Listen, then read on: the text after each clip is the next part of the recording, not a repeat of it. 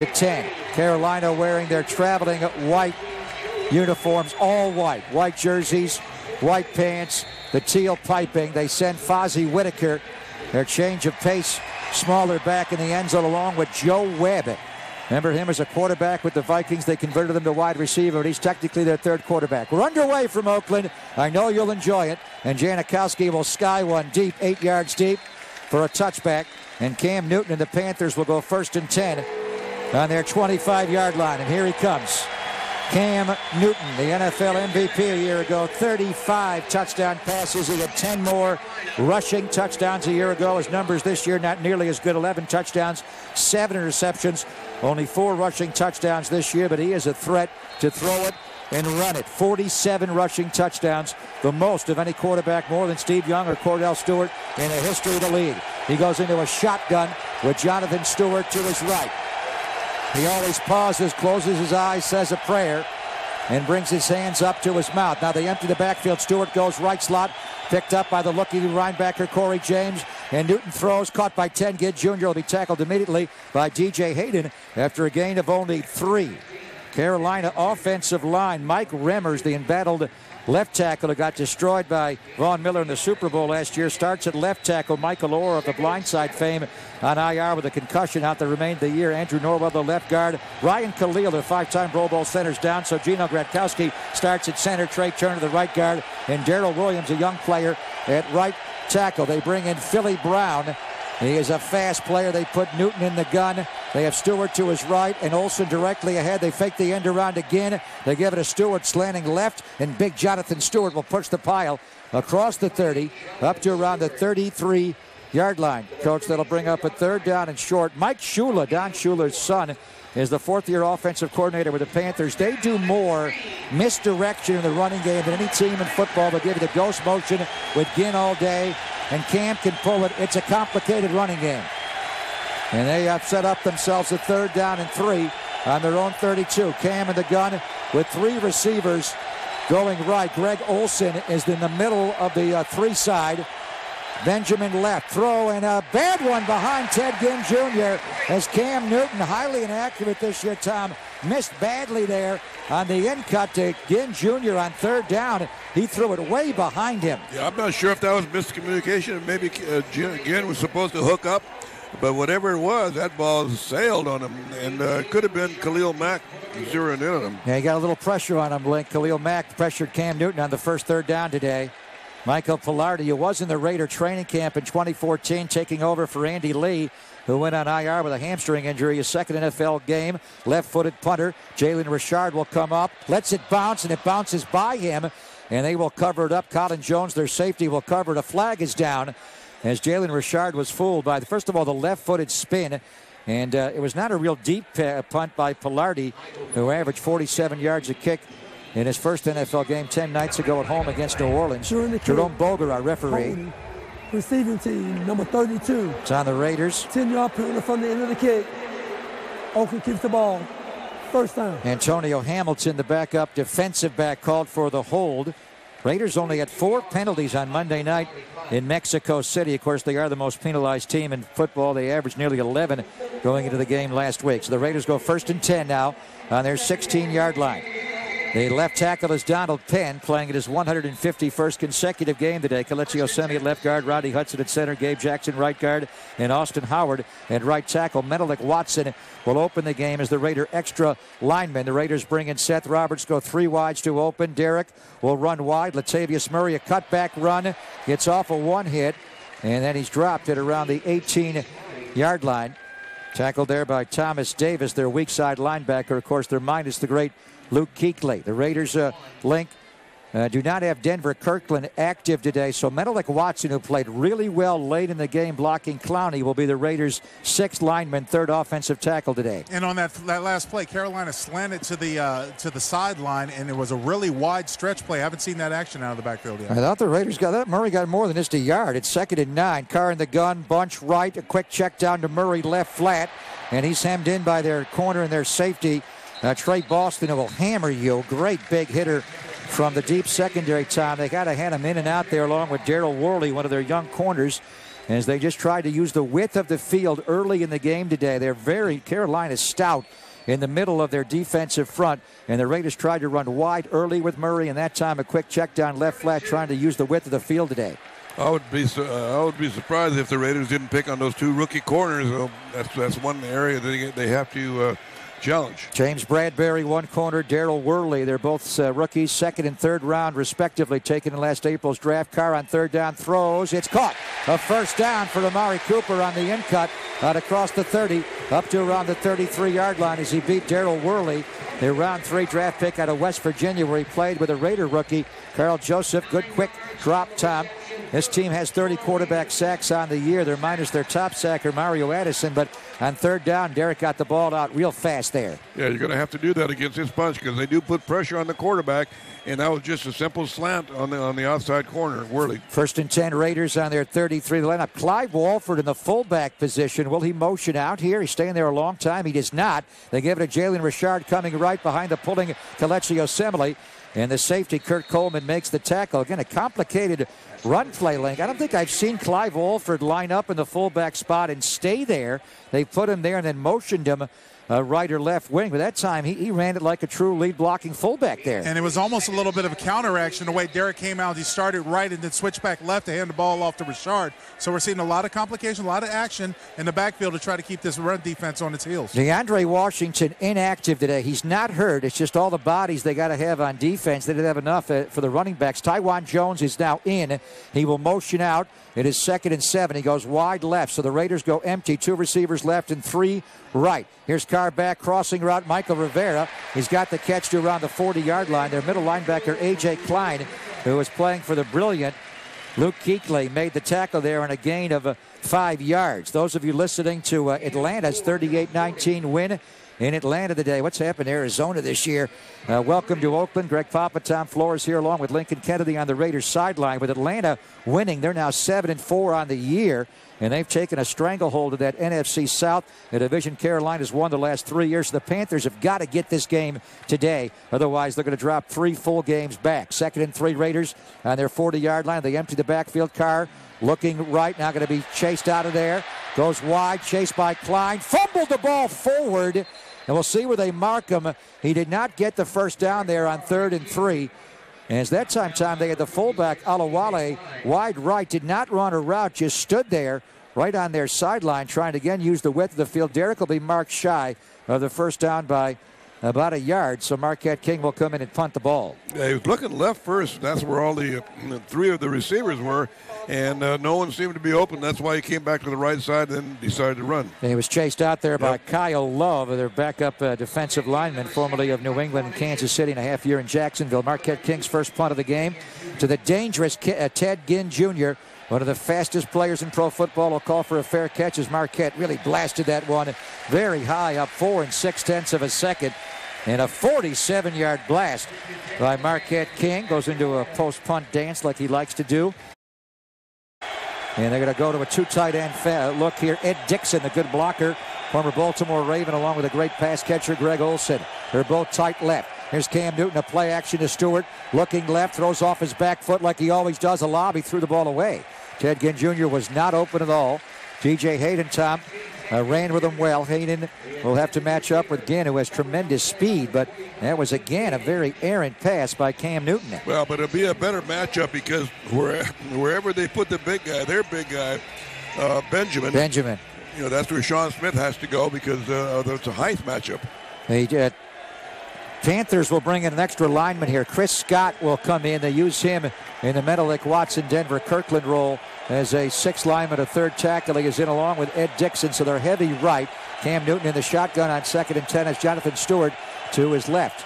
Cam wearing number 1, lifts the right leg. It's a read option, the mesh point. He holds it for a long time. He did hand off to Stewart, and Stewart will push forward for a couple. Darius Latham now pushing post play with Scott, who just came into the game on the line.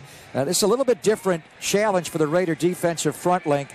Mariota did it some. Certainly Alex Smith can do it, but Cam Newton is by far the best running quarterback, and he'll hold the ball on that read option, the pull option read at the mesh point, and he'll pull it and give it. The Raiders have to have a nice plan today how to stop this read option game. He's not doing it as much this year as last year. 3rd down and 6 for Newton on their 15-yard line. Greg Olsen moves in the right slot. Following him is Malcolm Smith.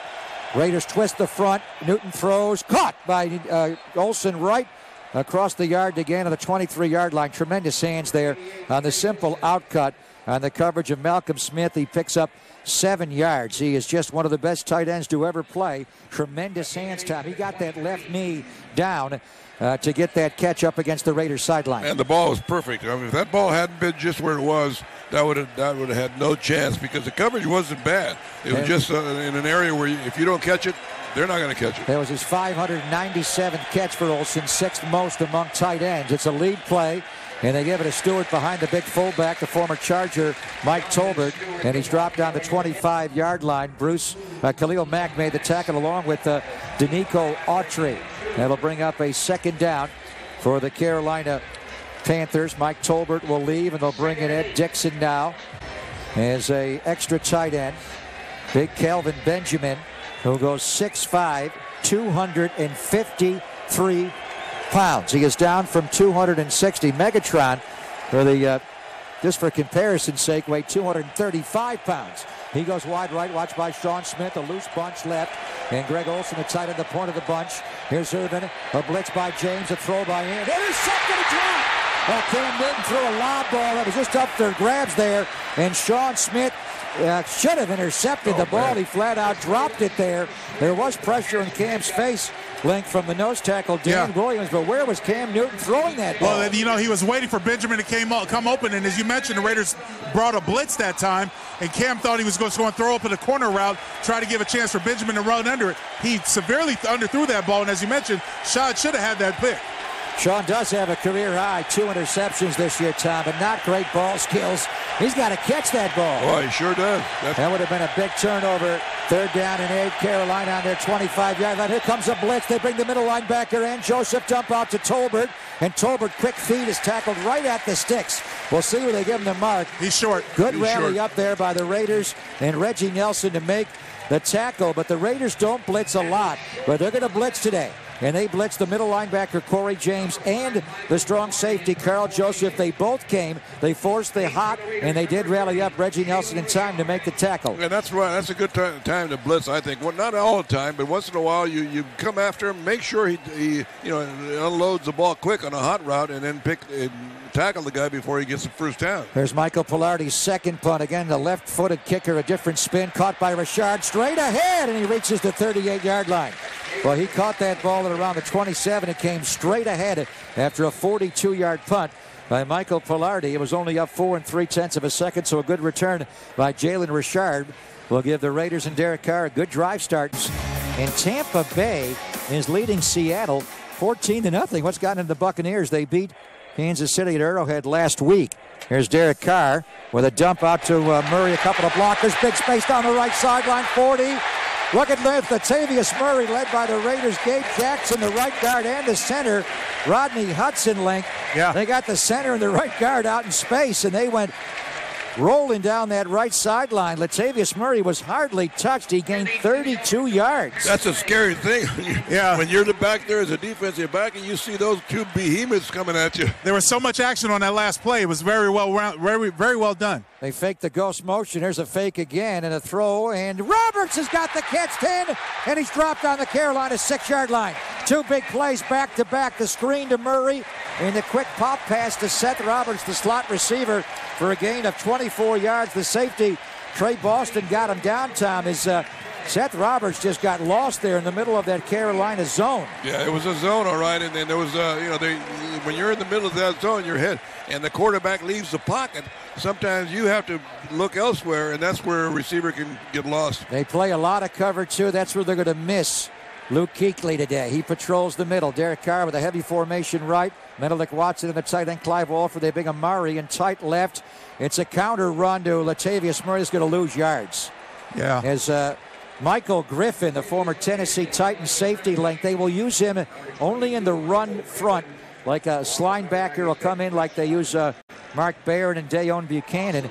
and nobody blocked Michael Griffin, who's a tremendous run-stuffing safety, and he got in there and slammed that for a loss of 4 yards. Well, by formation, the Raiders brought in Menelik Watson, and the Carolina Panthers brought in their heavy guys, and all they did was gap in, close the ends, and as Griffin was, as you mentioned, the safety was one of the extra linebackers from the outside coming in. Now it's 2nd and goal back on the 10. Loose bunch right, Walford the point, behind him Robertson, Crabtree, play action, roll right, throw to Walla Walla, the fullback, middle screen, inside the 5. He's dropped by Kirk Coleman, the safety, on the 2-yard line. So we're seeing some clever screens, Tom, where Derek is pulling it out fast, and it's developing. The one to Murray was real fast, and this one was a fullback middle screen to Alawale. After the play pass, Derek spun his head around and gave it to Alawale immediately for a gain of 8 yards. Yeah, you can see by the way that Derek made the play action and the quickness that he turned around and get with the readiness to throw, that it was going to be a quick type screen. Carolina, very good red zone defense, 3rd best in football. 3rd and goal on the 2, Carr in the gun, Murray to his right. Amari Cooper singled up right against the rookie Bradbury. 3 receivers go left. They empty the backfield. Now Carr looking left, lobbing for the end zone for Roberts. He made the catch. Touchdown! Raiders! Just a jump ball to the 3 receiver side. They had Amari singled up right, and he went one-on-one there with Robert McLean. Nice protection, good block by Alston Howard, and Roberts went right up over McLean's helmet, and McLean is hurt. Yeah. As Roberts landed right on top of him, Tom. But Seth Roberts again able to win a battle in the end zone for a Raider touchdown. Yeah, but Seth Roberts is a touchdown maker, boy. That time he felt all his body weight came right down on McLean's chest. Boy, he took a hit. Well, McLean went down. Yeah. And he's slow to get up, Link, but Seth Roberts with his 5th receiving touchdown of the year. Al Michaels, Chris Collinsworth were here when the Raiders played the Broncos here last time they were in the stadium on Sunday Night Football. Of course, Sean McDonough and John Gruden last Monday in Mexico City. And we have Jim Nantz and Phil Simms and Tracy Wolfson, the #1 CBS crew here, as the Raiders have become the darlings of the league. Back from commercial now on CBS. The point after coming. John Kondo will snap. Marquette King has it down, and Janikowski's point after towards the northern upright splits them, and the Raiders have a 7-0 lead. Well, that was a nice drive as they exploded rapidly to get in the end zone. Raiders lead 7-0. Prices every day. And that was a better Raider drive. After just one first down on the first drive, they detonated quickly. The clever 32-yard play design screen to Latavius Murray, the 24-yarder to Seth Roberts on the zone. The touchdown pass to Seth from 2 yards out. Fozzie Whitaker will take a knee on Janikowski's second kickoff. It'll be a touchback, and the Panthers will come from their 25-yard line. And the Raiders went quickly there, Tom. Some clever play design and motion there. The Murray screen was really well done. They had Seth Roberts come in ghost motion behind it. It was just so quickly faked, and they got Gabe Jackson, the right guard, in the center. Rodney Hudson out fast, and those 2 big guys were running 30 yards downfield with Murray. Yeah, that's something we haven't seen at all, anything like that. Also preseason and regular season, so that was brand new as far as using it in the game. Cam Newton breaks the huddle and goes down to one knee, moving very slowly. This quarterback plays flat-footed an entire game. He's in the shotgun now with 2 receivers right. Greg Olsen, the tight end, is out left, watched by Malcolm Smith. Here's Newton again off his back foot, throws high to Jonathan Stewart, incomplete. He just led him too far. We're going to get a roughing the passer, guys. The flag came in as they hit him late. Stacy McGee hit Cam Newton. Personal foul, roughing the passer. Defense, number 92. Tackling the quarterback with full body weight and driving it to the ground. 15-yard penalty, automatic first down. Cam was moving slowly before that snap. McGee came in the front. It's the way he drove him to the ground. It wasn't a late hit, Tom. It's the way he just took him to the ground and drove him to the ground after the ball was released is what got him the penalty. The crowd won't like it, but you got to ease up a little bit there on that hit. You got to ease up because your whole body is going to come down hard on that quarterback. That's when you dislocate shoulders or break your clavicles. But he's 6'5", 250. How do you ease up on a 6'5", 250? It tells you the mindset. Here's a run to Stewart with a big hole in the middle. 40, 30. Jonathan Stewart, 20 down the sideline, one spin inside, and finally he is dropped there by DJ Hayden, the Raider cornerback, playing more like a safety. Again, they bring Ted Ginn Jr. in motion. They give you all the ghost motion across the formation. He had Tolbert in front of him, offset to the left. It was a counter run, Link, coming back right, and that was a gaping hole there for Jonathan Stewart as he gallops 47 yards. The Raiders shot all the wrong gaps on that blitz look. They came in and knew it was going to be a run. They shot the inside, but nobody took the C gap, which is in between the guard and the tackle. Ted Ginn Jr. again comes jet sweep motion. They give it to Stewart, and it's a short gain as the Carolina Panthers are inside the Buffalo Wild Wings red zone. Football's only getting better. Head to Buffalo Wild Wings where they do it for you with a new menu that includes all new juicy handcrafted burgers. Buffalo Wild Wings, wings, beer, sports. Again, Don Shula had a great running game in Miami in the 70s with Kick and Zonka and Mercury Morris, and it's kind of the same thought process, Tom. They get you flowing different directions. Ted Ginn Jr. always in ghost motion, a jet sweep motion. Now he's got Tolbert to Newton's right. Fozzie Whitaker comes into the left. They can go any direction on you. The quarterback can pull it and run it, and he loves to run it inside the red zone. Newton out of the shotgun, throws for the end zone off the shoulder of Greg Olsen. A fly came in very late. They get a pass interference on the Raiders here. They have, and that'll put it down near the goal line. Wow.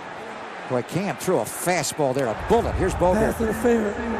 Defense, number 42. On Carl Joseph. Out of the 5. Automatic.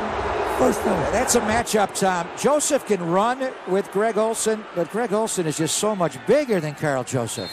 Yeah, that's a mismatch that you're going to have because Carl Joseph is going to play. So he's got to take himself to another level when he plays against a big tight end like that. Here's Cam Newton now trying to get in the famed black hole end zone of Oakland. First and goal, 3-yard line. Lifts the right leg once. He has Stewart to his left. He's going to run a design quarterback sweep going wide left, and Newton's in the end zone for a touchdown.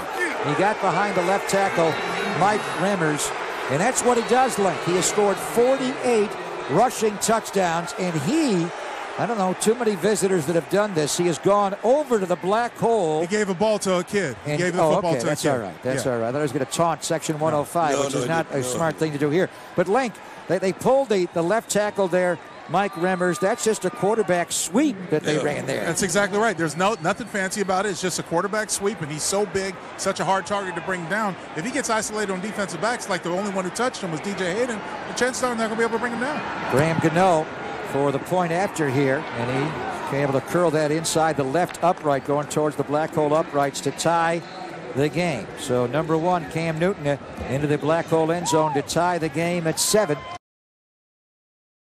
There's the kickoff by Graham Gano, 74% on touchbacks since he joined the Panthers in 2013, the highest in the league. He's going to push this one wide right. Outside the numbers, forced Jalen Richard to come out of the end zone. 20, 25, good return by the pocket rocket all the way up near the 30-yard line. Jared Norris, a backup linebacker on the tackle. Well, Gano did that perfectly. Threw that, kicked it way outside the numbers, almost to the boundary, Tom, at the 2-yard line, far right, and Richard just very definitively took that up the right sideline for a terrific kickoff return. You know, the thing about Richard is as soon as he gets the ball, he's gone. He doesn't waste any time. He goes up the field rather than try to go laterally. First and 10, Raiders on their 29. Raiders have only minus 1 yard rushing, but Derek is 7 for his first 7 for 86 yards. Carr under center. A draw run to Murray, and able to wiggle around the safety, Kurt Coleman, but he picks up only a couple. This is a tremendous Carolina rush defense, one of the best in all of football, second best. In fact, they allow a little under 82 yards a game and only 3.5 yards per carry.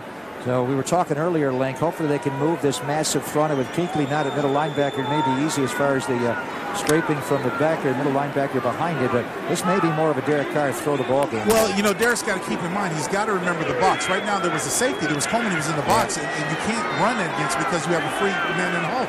Now they're showing another loaded box here. Thomas Davis jumping in the A-gap. Derek will drop on 2nd and 8. Throws right, and it's caught by Michael Rivera right at the yard to gain for a Raider first down. James Bradbury, the left cornerback, on coverage there of the tight end, Tom, as they will play a lot of zone coverage, and they did give Raiders a spot just enough to pick up the first down, a gain of 8 there on 2nd down and 8. But Derek had a good pocket there. Again, Carolina has 30 quarterback sacks on the year, but the line gave him a nice protection there, and Derek is 8 for his first 8 today. Yeah, Derek's sharp. His ball is much sharper early in the game than it has been in past games, but that time they gave him enough time so he could step up in the box and see the whole field, and then he came back to Michael Rivera. Raiders break the huddle very late here. They got to hurry. 3, 2, 1 on the play clock. Hudson will get the snap. Nope, it's a delay of game, or a timeout. Before the snap, timeout. Oakland.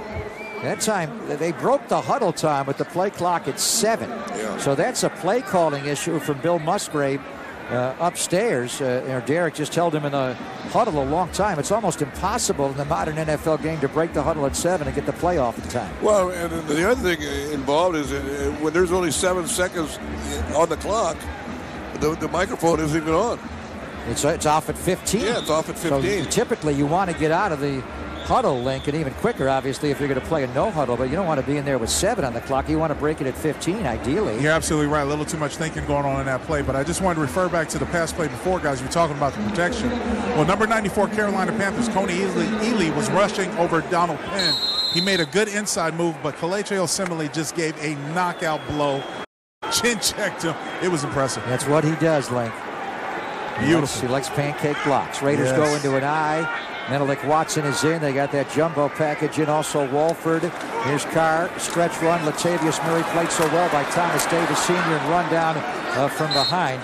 And it's a great tackle there by K'Wan Short, their right defensive tackle. But Thomas Davis made that play, the weak side linebacker, Tom, to push it back inside. This guy has come back from 3 different ACL tears on the same knee in consecutive years. And last year he came back to play in the Super Bowl after that gross right arm fracture. His arm just looked like a football after he fractured. He's a tough guy. And he and Kuechly, a great pair, but Kuechly not playing today. 2nd down and 8. Murray got only 2 on that wide run. In motion, Taiwan Jones left. They throw it to him outside the numbers. Breaks a tackle to McClain. Gets down the sideline. Oh, he's so fast. Taiwan Jones, who has a nice package of plays today inside the Panther 45, pushed out of the 44-yard line by the aforementioned Thomas Davis Sr. They're doing this a lot, Tom. Alawale went outside the numbers, stood there. Taiwan Jones went there, left, just stood there. Got him one-on-one against the corner, McClain, who missed 1 tackle, and he just scooted down that sideline for 15 yards. Yeah, but the one advantage the Raiders have is teams don't know a lot about Taiwan. He's fast. That's all they need to know. And when 22's in the game, Link, something's up. And they got a nice package. They may even throw him a toss sweep today. Murray, the lone back. Heavy formation right. Menelik and Walford. Play action. Carr going to throw a seam. Drop! Michael Crabtree. He alligator on that ball? No, I don't think so. A little bit too far, Link? Well, he was a little too far, but he was eyeballing number 20, Coleman, the safety. Was going to hit him. He was eyeballing because Coleman didn't even look at the ball. He was just looking at Crabtree. Crabtree did not have a good game in Mexico City. He had 3 catches for 5 yards, and he had arguably 4 drops in that game. And that one, it was a little long, but Kurt Coleman, who will pop you, came. But they're 2 safeties, Coleman and Trey Boston. They're like Tatum and Atkinson. 2nd down, 10 Raiders on the Carolina 44. We're tied at 7. Roberts goes in long motion, followed by the nickel corner McClain. Derek throws a quick one left to Amari Cooper, a block from Donald Penn, and he's tackled by Boston. The ball went down, but the ground, he was down. As they are cooping here, Trey Boston, Tom, the safety, made the tackle there. Had Amari been able to slip out of that ankle tackle, he may have gone for more, but their safeties are sure tacklers.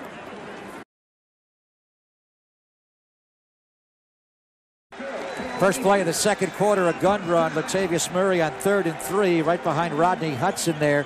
The center picks up 6 yards, and the Raiders pick up a 1st down. With 1 quarter down, it's time for our Geico 15-minute review. Geico, 15 minutes could save you 15% or more on car insurance. Visit geico.com for a free rate quote.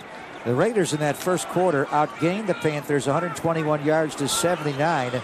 The way they went about it, completely opposite. The Raiders passed for 116, ran for 5. Carolina rushed for 61, passed for only 18. Carr, handoff, Latavius Murray. Great tackle there by Darryl Worley, the rookie round 3 cornerback out of West Virginia. He's a tremendous tackler, a better tackle than the other corner, Bradbury, who's a better cover guy. That was a loss of 3 yards there. 2nd and 13 coming up as we pause 10 seconds for station identification. You're listening to Compass Media Networks. This is the NFL.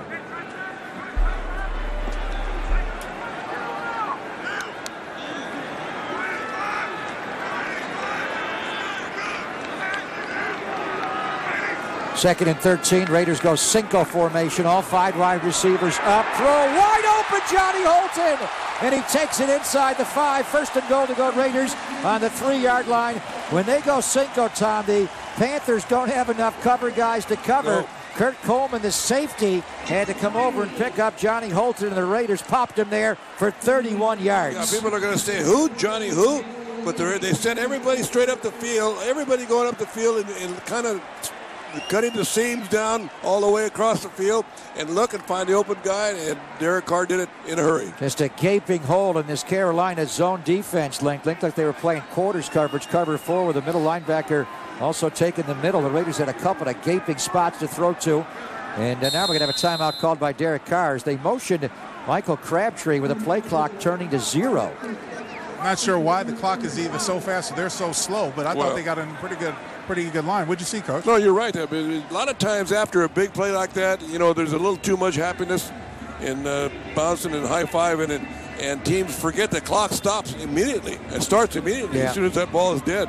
Yeah, but what they usually like to do is get up there and quick snap teams after a big play like that when they're going to first and goal to go. I don't know if the play clock functioned properly, Link. That 40 seconds seemed to evaporate fast. Yeah, it seemed awfully quick to me. And as you mentioned, it didn't look like they took a whole lot of time in the huddle. It looked like they were pretty quick up to the line. And the players know they have a clock in their brain. Michael Crabtree went in motion. Yeah. So he was moving when the play clock was going from 1 to 0. So the offensive personnel had no clue. I wonder if the clock went to 25 and they didn't fully reset it to 40. But in any event, the Raiders forced to burn a second timeout. They get the right personnel package in offensively. The Raiders go first and goal to go on the Panther 4. Again, they're a terrific red zone defense. 3rd best in football. Lone back Latavius Murray. They have a bunch formation left. Amari Cooper singled up right. Derek Carr got a handoff to Murray off the left side. A cutback. Touchdown! Raiders! The Tay Train's 9th rushing touchdown of the year. Clive Walford, Link, with a nice block on the goal line, the tight end. And the Raiders have the lead back at 13, going on 14-7. Just a great move, though, too. I'm sorry, Link, but a great move on Worley, the corner that Latavius put on. People think he's not a real quick. Look at those feet. Yeah. Wow. Well, he's gotten better there, Link. He made that unblocked defender, Darryl Worley, the right quarterback, miss in space. Can't block them all. Yeah. One guy was unblocked, and Latavius made him miss himself. And he made a really nifty move on the goal line. As you mentioned, the line of scrimmage was ball by the offensive line and the tight ends, but that one free defender, Murray made miss. Here's the point after by Janikowski towards the black hole uprights. Latavius Murray has missed 2 games this year with a turf toe, and he now has 9 rushing touchdowns on the year. And the Raiders have the lead back, 14-7 Raiders. The Raiders coming into play today, 8-2, the same record as the New England Patriots for the best record in the AFC. And right now, a long way to go. 5 more weeks after this game, the Raiders do hold a tie-breaking edge on New England. Janikowski will kick away towards the black hole. Southern end zone again, short. Trying to bait Fozzie Whitaker to come out. Far right, 10 going to come across the numbers left. He's being chased by James Cowser in his first NFL game. Sunshine. The great pass rusher from Southern Utah, who the Raiders called up from the practice squad yesterday with all the injuries in the linebacking core. So Whitaker was pushed outside the numbers right, Tom, way outside the numbers at around the 2-yard line. The return was left and only got back 15 yards there to around the 12 or 13-yard line. Nice coverage there. Oh, yeah, nice coverage, and that really helps the coverage team. When you're trying to go the whole width of the field and get outside a pocket, of blockers, and if the blockers aren't there, boy, you're going to do nothing but lose yards. Link, it looks like Cam Newton may have injured his back on that last series when Stacey McGee took that roughing the quarterback penalty, huh? Yeah, I've been watching him. He's been trying to stretch it out. He's just not as fluid or as happy as he normally is. Something going on with him. Playing with a flak jacket like he always does. A stretch run wide right to Jonathan Stewart. Out across the 15, this big back who has a low center of gravity. He's big as far as weight, 240 pounds, but he's only 5'10". Stacey McGee, who made his return the last game Monday in Mexico City after missing a couple of games. with an injury, an ankle injury. Made the tackle on Jonathan Stewart. D'Angelo Williams, the all-time leading rusher in Panther history. Stewart is number 2, and this quarterback, Cam Newton, is number 3. Second down 6, Stewart got 4. 12:08 to play in the half. Raiders up 14-7. Newton in the gun. 3 receivers left. Stewart to his right. He pulls it on the mesh point. Newton kept that ball on the pull, and he got dropped at around the 16-yard line. There's a point there, Tom, the mesh point on the pull option read, where he will hold it before he gives it to Stewart. That time he held it, and then pulled it and ran straight ahead for a short gain. Yeah, the problem is when he ran straight ahead, there was a wall there. Yeah, he had nowhere to go. Probably should have given it, Link, but the Raiders had both sides covered well. I would teach my defensive ends to smash him whether he's got the football or not. He's live in the run game. Yep. Hit him no matter what. Kelvin Benjamin, this hulking wide receiver, goes tight right. Carolina just 1 for 3 on third down, facing a 3rd and 6 on their 16-yard line. Here's Cam Newton. Steps up in the pocket. Hit it! Sacked by Bruce Irvin. Irvin will drop him at around the 8-yard line. Irvin sacked him twice last year as a Seattle Seahawk against the Carolina Panthers, Tom, and he had what he thought was his best game in the NFL Monday in Mexico City. He just, with a bull rush, pushed Mike Remmers back and went in and sacked Cam Newton on third down. Yeah, the Raiders came with 5 guys that time, uncharacteristic of them blitzing a little bit, but that certainly was a formula for that play. Raiders face a 3-and-out. Should get a good drive start here. Michael Pilardi, left-footed punter from the black hole end zone, hits a short twirler. Richard room to go. Will catch it 45. A block from McGill. Straight ahead, spins off a tackle, and he's in Panther territory. Dropped on the Carolina 46-yard line. Michael Pilardi, only his 2nd NFL game, had to punt that out of the black hole end zone.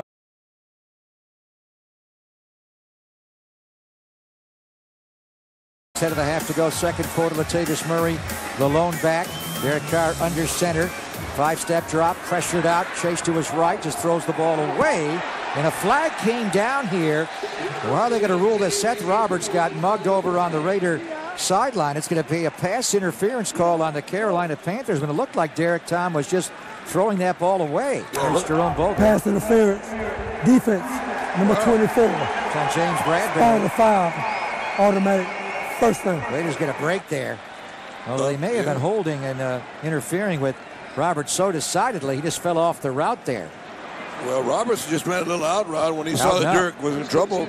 You know, Bradbury just pushed him out of bounds. That wasn't really I don't think that was a very good call myself. I think it was uncatchable. He ran an out and up. He went to the sideline, then turned upfield, and Bradbury just pushed him. Raiders get a break there. There was pressure right in the middle, and Derek had to get out of there. Here's a wide receiver screen to Crabtree. Good block by Amari Cooper down the sideline. And Crabtree scoots that Panthers sideline inside Carolina's 30, out on the 27-yard line. Important to get Michael Crabtree linked back into the offense. He did not have a good game Monday in Mexico City. Dropped one earlier. And that was a quick bubble screen with Amari blocking for Crab. Yeah, you know, it was a really good blocking downfield, and you're right. We got to get him back in. Uncharacteristic about the number of drops that he's had. So throw some short stuff and get his confidence back. Well, it's also uncharacteristic of him running the screen. Yeah, they usually the other way around. Yeah, he usually drops for Cooper, as he's such a good blocker. Raiders bring in Jalen Richard, go heavy set. Menelik right, Clive Walford outside of him, coming in long motion. Andre Holmes. They give it to Jalen Richard, left side, breaks a tackle inside the 20-yard line. Little guy will push all the way to around the 18-yard line. Full menu. Menelik Watson popped one of their guys late. Vernon Butler, the rookie, round 3 out of Georgia Tech. He's not happy. That's the nastiness in Menelik Watson the coaches love, Lane. Very, very true. You know what? He only gets a certain number of plays now that he's not the starter anymore, so he's got to take full advantage of it. And he's enjoying it, Link. Absolutely. He's enjoying it. He got to hit it, then he got out of there. I talked to Menelik. 71 go. That's right. I talked to Menelik. He's like, look, I'm going to take every opportunity I can to get some. He's got great feet, and he's nasty. Raiders inside the Buffalo Wild Wings red zone. Buffalo Wild Wings, wings, beer, sports. Hope you had a great Thanksgiving holiday. Raiders 8-2 after Thanksgiving. Lot to be thankful for. Carr, a pump and a throw to Amari Cooper, left flat. Nice tackle in the open field by the rookie Daryl Worley, their round 3 pick out of West Virginia. Well, they had some hitters in that Mountaineer secondary last year with Carl Joseph at safety. Worley is a really good tackling corner. Derek pumped it, Tom, and then went back to Amari Cooper, again using the full 53 1/3 width of the field. A lot of plays outside of the numbers on this Carolina defense today. Yeah, they're putting the pressure on the corner. The corners are young and good-sized corners. They're not small. They're both 6'1". And this is not the secondary that won then the NFC. Last year, they shockingly rescinded the franchise tag on Josh Norman right before the draft. Carr going to throw a quick one out to Crabtree. Sidearms one. Moves on A.J. Klein. Breaks a tackle. Here he is back in the Raider offense now, Link. 1st and goal to go on the Carolina 5-yard line. 10-yarders. That time, Derek Carr looked like Rich Gannon going sidearm to sling that into Michael Crabtree, and he broke some tackles, and a nice play by Crab there. Yeah, that was all Crabtree there because it was set up. He made a great move, hesitation, and then broke a tackle, and it was up the field. He was one step away from being in the end zone. Two good blocks. One by Seth Roberts, one by Amari Cooper. Lane. I was just going to point that out. Good blocking downfield by the other receivers. And usually it's the other way around. It's Crabtree and Roberts blocking for Amari, but Amari, 2 good blocks. Here's Murray now with a loose bunch formation left. Amari singled up right. They give it to Latavius straight ahead off the left side. Got stacked up and spun down there by their defensive front, Coney Ely, who had a monstrous Super Bowl last year. Of course, Von Miller won the MVP, but in Carolina won the Super Bowl last year, and they were out of it 24-10. He may have been the MVP. He had 3 sacks himself plus an INT, and they kind of rotate him in now. He's behind their defensive front. When the Raiders link, they'd like to get heavy there and run behind it. I think Carolina knew it was coming. They loaded up on their defensive right. Derek in the shotgun, Murray to his right, slot formation left, Seth Roberts inside of Amari Cooper. Crabtree comes in motion, stacks behind Walford. It's a 2-by-2. Derek back, flushed out to his right, and a throw. He'll throw the ball high and away there. As the pressure came in the middle, he got rolled out there. He was chased out by K'Wan Short and had nowhere to go and just threw the ball away. 3rd down. Coming up for the Raiders, 3rd down and goal on the Carolina 5. Very stout in the red zone, as you mentioned earlier, and it's really being difficult. You know, that previous run play, interesting blocking selection. I'm not really sure what they were trying to do because they ended up leaving Ely free in the hole, so I'm not really sure about the blocking scheme. Carolina coming into the game today, the 3rd best red zone defense in football behind only Pittsburgh in Philadelphia. You get in less than 44%. Raiders did get in earlier. Same 2-by-3 formation. Empty set. Carr steps up to the throw. Broken out in the end zone. We got a hold. Flag came down in the offensive backfield here. I think Ron Rivera, the coach of the Panthers, will decline this. It'll bring up a 4th down. Holding. Offense, number 77. That penalty is declined. 4th down. It's on Austin Howard. So they'll bring in Janikowski to kick the field goals. That time, Carolina's zone defense in the end zone, Tom, played it better. And Darryl Worley, the corner, was able to punch that ball away as Derek came up in the pocket there and really had nowhere to go with the ball. It was well covered. No, they're very disciplined. That's the reason their goal on their red zone coverage is so good. They're very disciplined. They don't leave their zones without a reason for it. There's the field goal by Janikowski from extra point distance from the old days, 23-yarder. Janikowski splits the southern uprights here, the black hole uprights, and the Raiders do have a 10-point lead, 1 yards, 23-yard field goal by Sebastian Janikowski. The Raiders have 188 yards of total offense, Coach, and Derek Carr's thrown for 167 of it, 14 of 17, and a touchdown to Roberts. So it's going to be a game with their great front where Derek's going to have to throw the ball. Yeah, very well designed so far, this game plan, especially the passing part. There's some things that we haven't seen all year. Here's the kickoff by Sebastian Janikowski towards the black hole end zone. Fozzie Whitaker behind Joe Webb, the former quarterback in Minnesota, who was a wide receiver for 1 year and back as a quarterback. So they have all 3 of their quarterbacks active because Joe Webb is involved in their special teams. Of course, Cam Newton is backed up by Derek Anderson, former Pro Bowler in Cleveland back in 2007. Cam Newton and the Panthers will start here on their 25-yard line. Raiders lead 17-7. Denver and Kansas City will play tonight on Sunday Night Football, and that game will be in Denver. It'll be a big game. Kansas City at 7-3, Denver at 7-3. Denver's getting healthier. Aqib Talib and Derek Wolfe both should be back. They motion out Ed Dixon, a former Baltimore Raven tight end, now in Carolina. Cam Newton A lot of time in the pocket. Going to throw a bomb down the left sideline for Ted Ginn Jr. Broken up by DJ Hayden. Where the ball was delivered there by Cam. Great coverage by Hayden. Allowed the ball to get into Ted Ginn Jr.'s hands. Ginn Jr. does not have great hands, Tom, but Hayden did get in there and break that deep shot up. And that just shows you the strength of Cam Newton, boy. I tell you, he did that, and you're right, Greg. He did not step into his throw. He just pushed off his back foot. That ball actually hit. Whoa, that ball. Ted Ginn Jr. should have made a better effort. Yeah. He's very fast, but he has terrible hands. Caught 10 touchdowns a year ago. Cam Newton will never transfer his weight from his back foot to his front foot. He throws off his back foot every single time. And now we have a timeout. Welcome back to the Black Hole, the Oakland Alameda County Coliseum. Place, of course, sold out today. 8-2 Raiders up against Cam Newton. Darius Latham, Raider defensive lineman, walking back in the tunnel to get assistance from the medical staff. They fake the stretch to Stewart. Cam Newton flushed out left by Khalil Mack. Now comes back right, hit from behind, threw the ball away. He got out wide enough to avoid the grounding length. They did bring Malcolm Smith on a linebacker blitz, but Khalil Mack was the first to get there and collapse that pocket. Collapsed very fast with the blitz, and as you mentioned, Cam had to take his eyes off of looking downfield and look at the rush, try to find an opening with the pressure got to him, and he wasn't able to find anybody to connect on. There's a green dog. Malcolm Smith was going to pick up the back. Stewart, who came into block, so he just came on the blitz. Carolina just 1 for 3 on third down today. They'll face a 1 and 4, out of 4. They failed 3 times on third down. It's a long one, 3rd and 10. Here's Newton back, going to throw an out cut right. Everybody falls to the field, and the ball is incomplete. DJ Hayden had the best chance to intercept that ball, but he slipped down. Ted Ginn Jr. on the out cut fell. They had a lot of rain here the last couple of days, but not this morning. And they just slipped there on third down to force another Carolina punt. Well, I mean, as we've mentioned before, this field is usually by nature slippery anyway because it's below sea level. A little different than last week in Mexico City when we were a mile and a half above sea level. My ears are still not unpopped. Here's the punt by the left-footed punter Pilardi. And Jalen Richard will come straight ahead. 30-yard line, gets hit and dropped by Michael Griffin. He was a starter for years in Tennessee. Now on special teams, will drop him after a 46-yard punt that was up 4.5 seconds. So the Raiders, boy, their defense is playing great.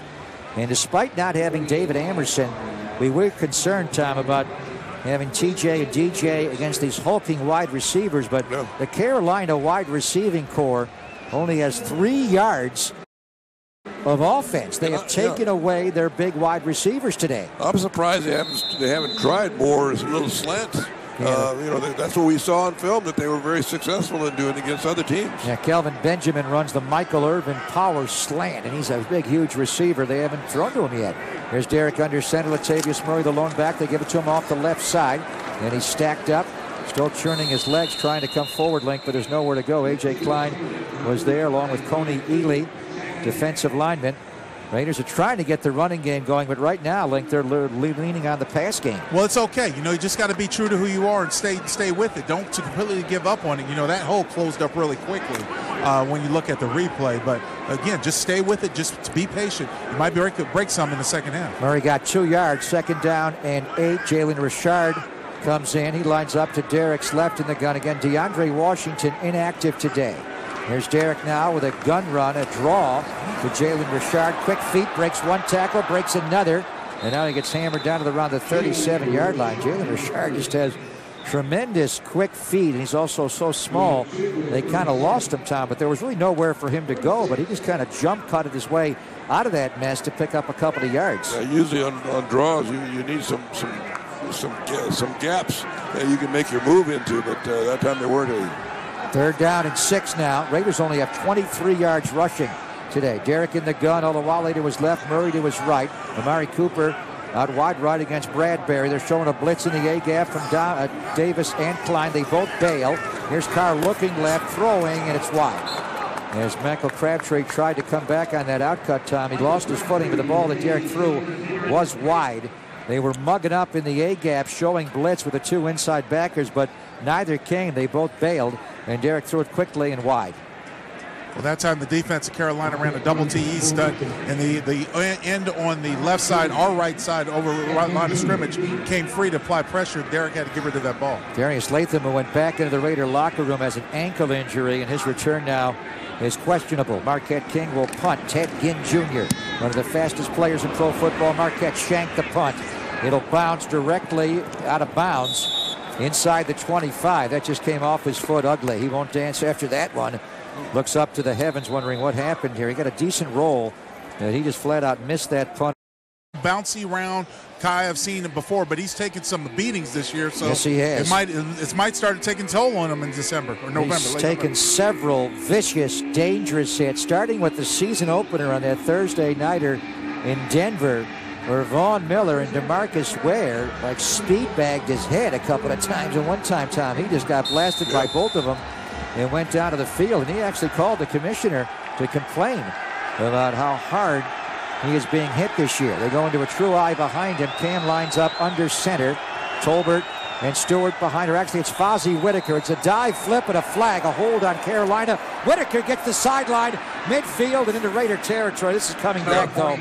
As they held there, they faked the dive, and they flipped the wide. Offense, number 17. 10-yard penalty. Replay. First down.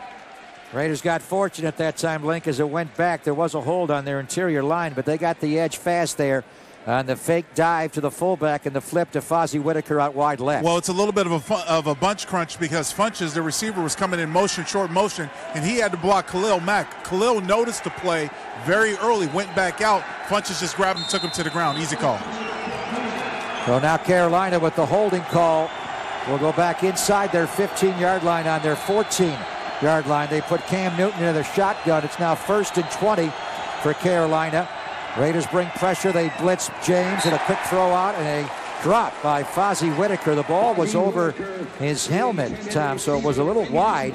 Catchable ball. He got both hands on it, but again, Newton was slightly off. The Raiders are blitzing at a higher percentage today, and that was the plan going into the game, to not spy him as much, but just to go get him. I think he's feeling some of the pressure as far as that time. The Mack was the guy in coverage back there on that play. And they brought the middle linebacker, Corey James. I don't know if they brought more than 4 Link, but they did change who they were bringing. They did. They brought him from the other side, the strong side that time, guys.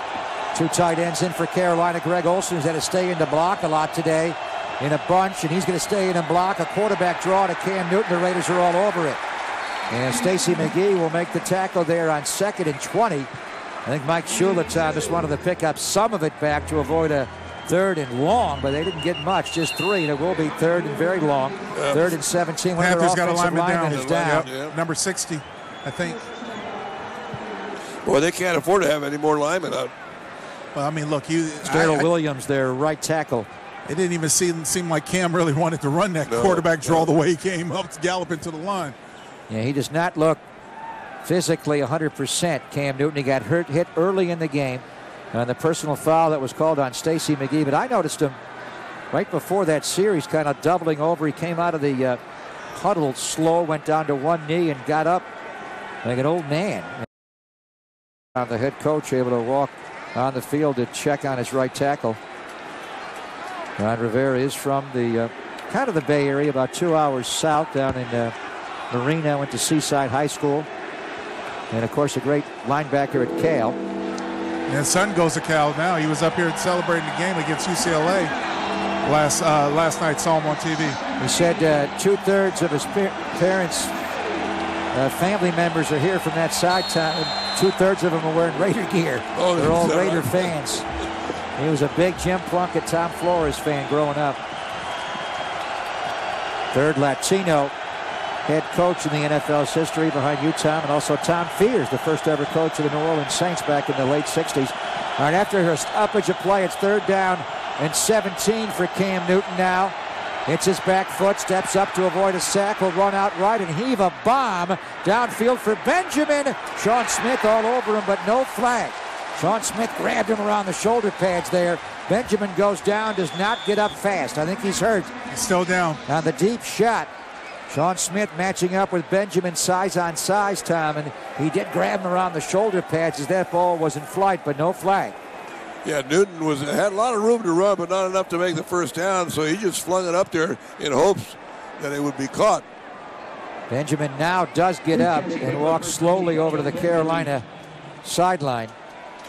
Good coverage there by Sean Smith, and that's why you bring Sean Smith here. He is the biggest quarterback in pro football now with Brandon Browner out of the league link, and the Sean Smith can match up with these humongous Carolina wide receivers. Well, they've done well today because Smith is matching up with Benjamin, as you mentioned, and Hayden has done a good job going speed for speed with Ginn, so it's working a good formula so far. A flag came in I think that's way on the sideline. late. Is that on their sideline? It looks like it. That's why it's there. Well, we had a lot of the Carolina Panthers were complaining to the refs about that last call. We'll see what it is here. Here's Jerome Boger, our referee. During the dead ball period, unsportsmanlike conduct, offense, number 3, coming out of the team area and disrespectfully addressing an official. That's the backup After quarterback. distance to the goal, Derek Anderson. still forced down. Yeah, I think he was wondering why there was no PI call on Sean Smith on that deep shot. And when they went up for the flight of the ball, when the ball was in the air time, Sean Smith did grab Benjamin around the shoulder pads. Yeah. But have you ever heard of somebody saying disrespecting a ref? Let's be polite here. It is the holiday season. Probably used a full gamut of disrespectful words. Here's the punt. Pilardi again from the goal line of the black hole end zone. Good punt here. Jalen Richard will backpedal, catch it low. 36-yard line, comes right, breaks a tackle. He went down, got up. Was he not touchdown? He got back up, and he ran a few more yards forward. See where they mark him down. Nice catch by Jalen Richard. That was a tough one. The ball, he didn't catch it up high. He had to go down to his ankles to make that catch, and a towering punt by the left-footed Pilardi. It was up 4 9/10 of a second. A 55-yard punt. Colin Jones, backup safety, made the tackle. He's battling his way back from a concussion, Jones. Disrespecting a ref. Huh? Yeah, how about that? Can't do that, Tom. Especially a backup quarterback. Yeah, he's not even in the game. Yeah, you got to at least be a starter. Derek Anderson, if he does play, he's completely different than Cam Newton. He's a real big, tall pocket passer. He's not a runner at all. They have a completely different offense when he comes to the game. He had to play one game earlier this year on a Monday nighter when Cam was out with a concussion. Raiders begin this drive on their 42-yard line, up 17-7. Run, Latavius Murray, quick feet in the hole again, slanting right or left. He was right of Carr in the gun. Then showing great, I think, being around these young backs, these small backs, Richard and Washington link, when they do their running back drills in practice, it's quickened up Latavius Murray's feet. He is quick-footed right now. There's no doubt about it. You know, we've seen in the National Football League how fast holes close, so you got to make sure you get in there or do a little bit of dance to get somewhere quickly. 3-yard gain there. 2nd and 7 Raiders. They go slot right. Derek's under center. Murray the lone back. Seth Roberts inside of Crabtree right. And they single up Amari Cooper against the rookie Worley left. 2nd and 7. Derek under center. Little movement on the front, but no flag. Derek a deep drop. And he's going to get sacked there. He got out of it, but now he goes down. Charles Johnson, one of their great players in history. They actually caught and gave him a huge pay reduction in the offseason. They brought him back.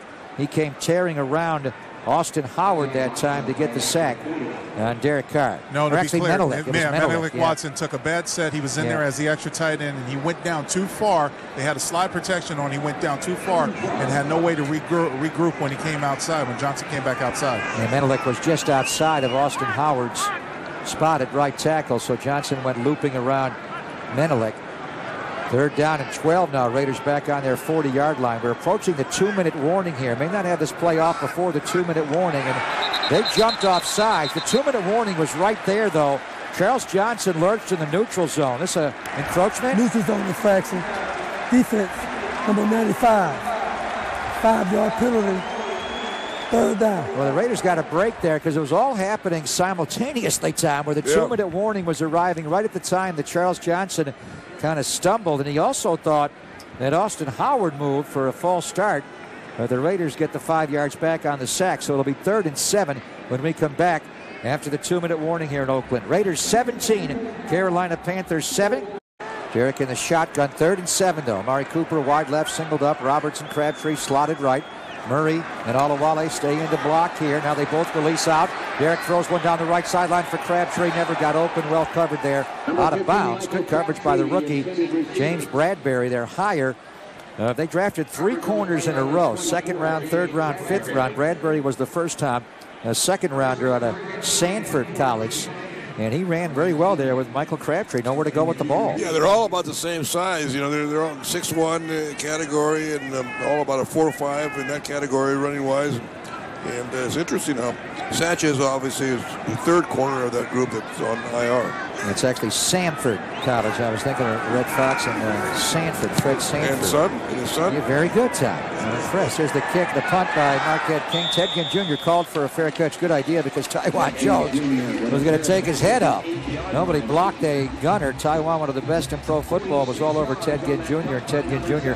called for a fair catch. 47-yard punt by Marquette King. Much better effort this punt. And up in 4 6/10 of a second. So let's see if Cam Newton can get going here.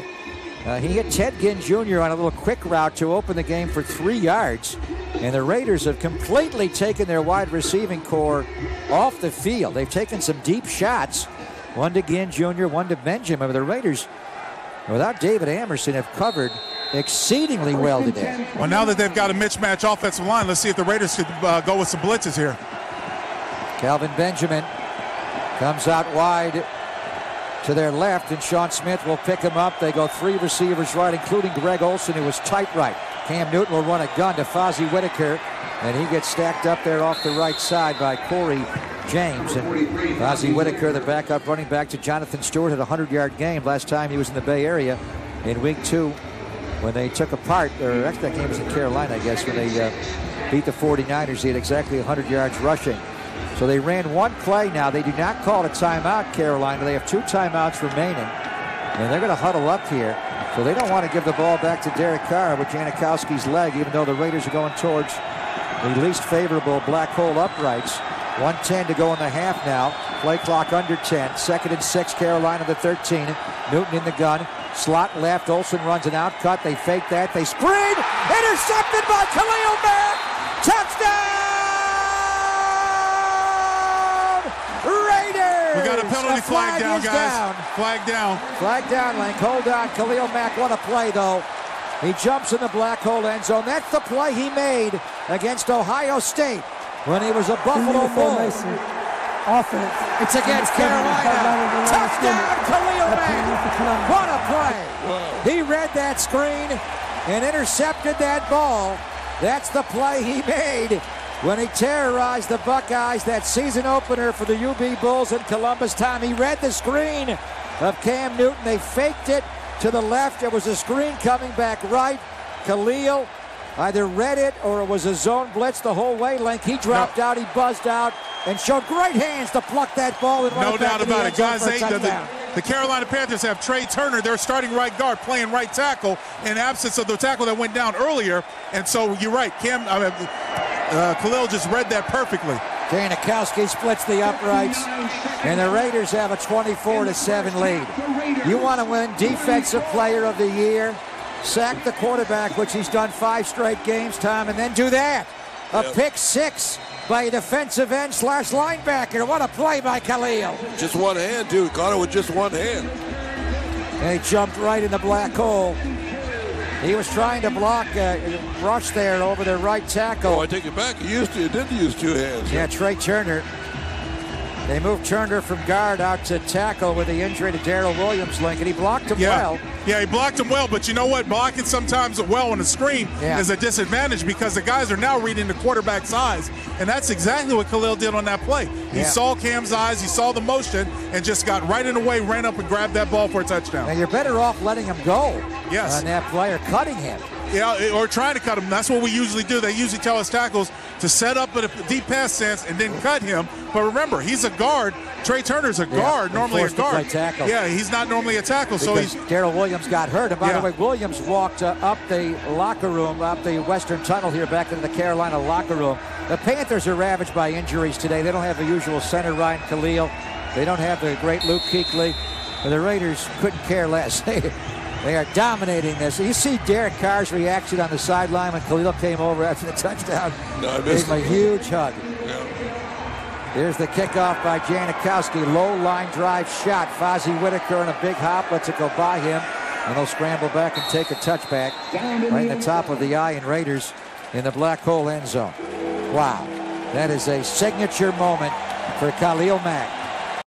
A touchdown on an interception, and that ball was hotly thrown. He just showed great hands to intercept that ball. Yeah, that wasn't just lobbed over his head, which it probably should have been. That was so good. It had very little arc to it. Listen to this crowd now in Oakland. It's been building week to week, but it's obvious to those of us that have watched it every week, and now the entire football world, the silver and black are back. 1st and 10, Cam Newton will take a shotgun snap. They're going to gun run Fozzie Whitaker. He gets blasted by Corey James. The middle linebacker came screaming up, Tom, and just rocked him with a beautiful textbook tackle. Pretty much anticipated call on their first play because they just suffered a bad offensive play that turned into a disaster. And to start off conservatively and see if you can pick up some yardage. Carolina going into a hibernation here the way Jameis Winston did, Link? I think he's going to run the clock out. They're going to run the clock out. They are in no hurry as you watch Cam Newton's body language. He went down to a knee again. That's twice I've seen him do that after the huddle. He goes down to a knee and slowly gets up. They want to run the clock out. Why don't they just run it out then? They're going to draw Fozzie Whitaker dancing behind the line, and he'll pick up. He's still sliding off tacklers, but he's dropped on the 30-yard line, and that's going to be the half. They're not going to run any more plays. So, and again, the Raiders get the ball to start the second half. Cam Newton ran directly off the field, right up the tunnel. I think he's going back into the locker room to get assistance from their training staff. He must be. He is in a real hurry to get back in the locker room, so we'll see if he comes out to start the second half or if they go to Derek Anderson. But Cam just threw a pick six to Khalil Mack, who had the kryptonite for the self-anointed Superman, and the Raiders have taken a 24-7 lead. Raider pass coverage has been superb today. Cam Newton is 3 for 12. 3 for 12, an NFL quarterback for just 18 yards passing. Greg Olsen, an 8-yard catch. Mike Tolbert, a 7-yard catch. They've only got 3 receiving yards to a wide receiver. Ted Ginn Jr. had a 3-yarder.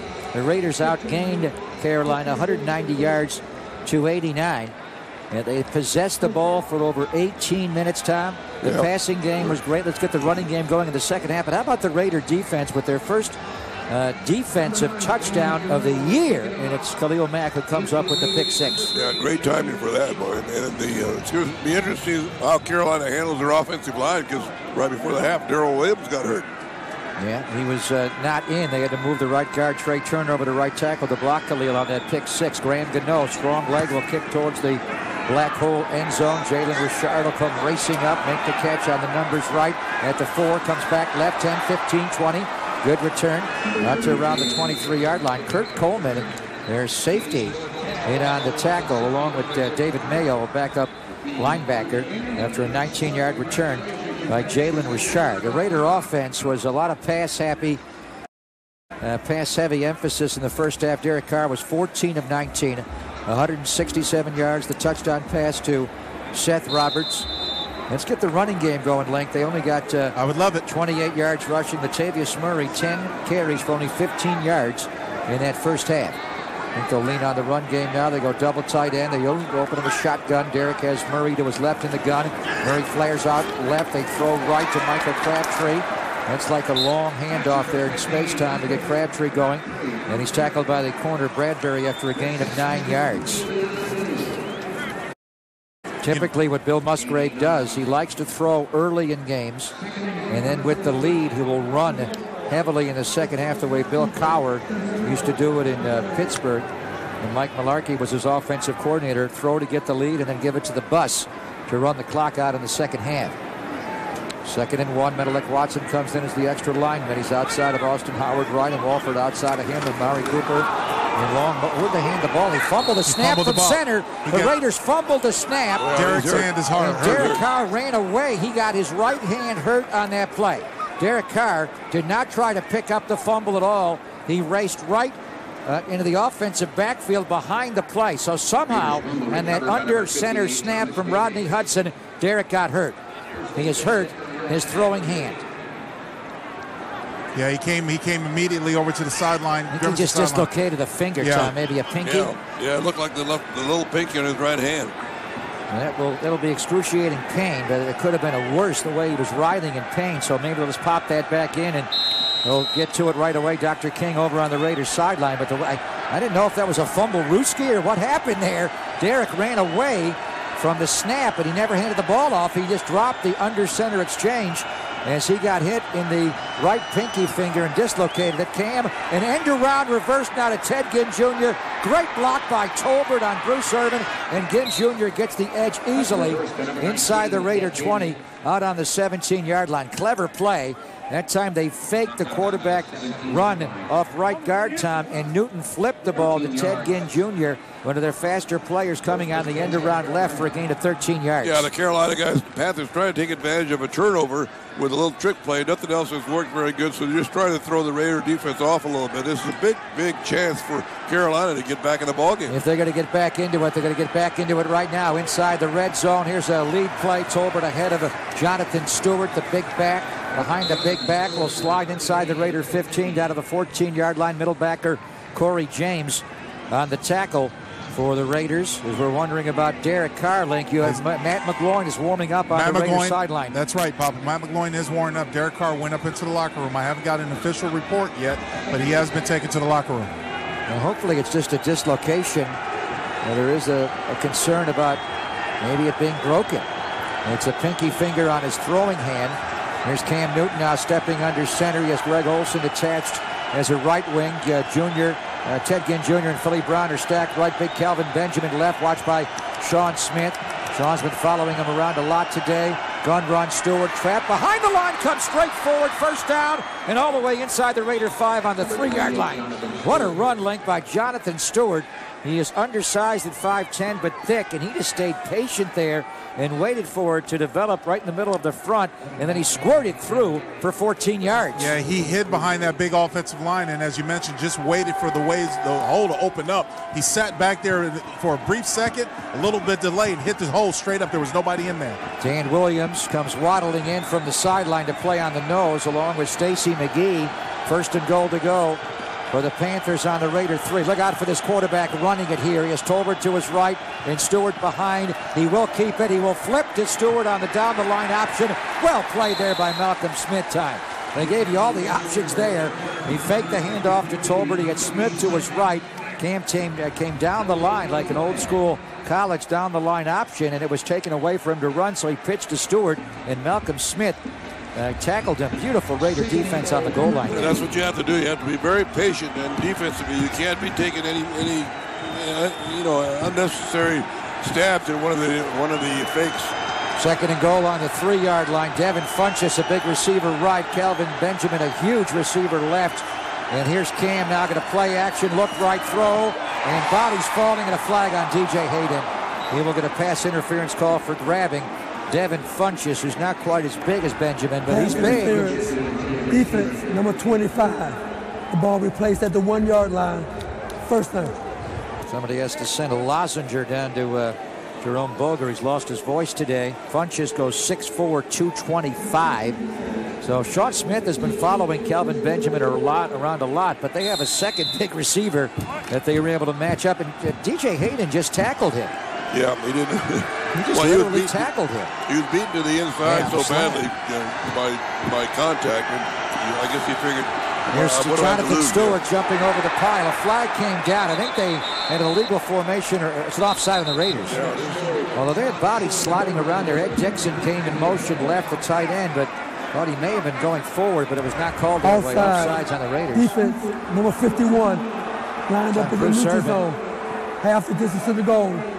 Still first down. Link, you have any idea what happened to Derek Carr's pinky finger on the right hand? It looked like the snap came up and just jammed his finger. He immediately pulled out, as you already reported, came over to the sidelines, was checked out by the trainers, and then went up in the locker room. So I don't have an official report yet, but it looked like it just got jammed in the wrong way. Well, they were probably dislocated, huh, Tom? Yeah, I'm sure that they went up to X-ray to make sure that it's a dislocation or a break.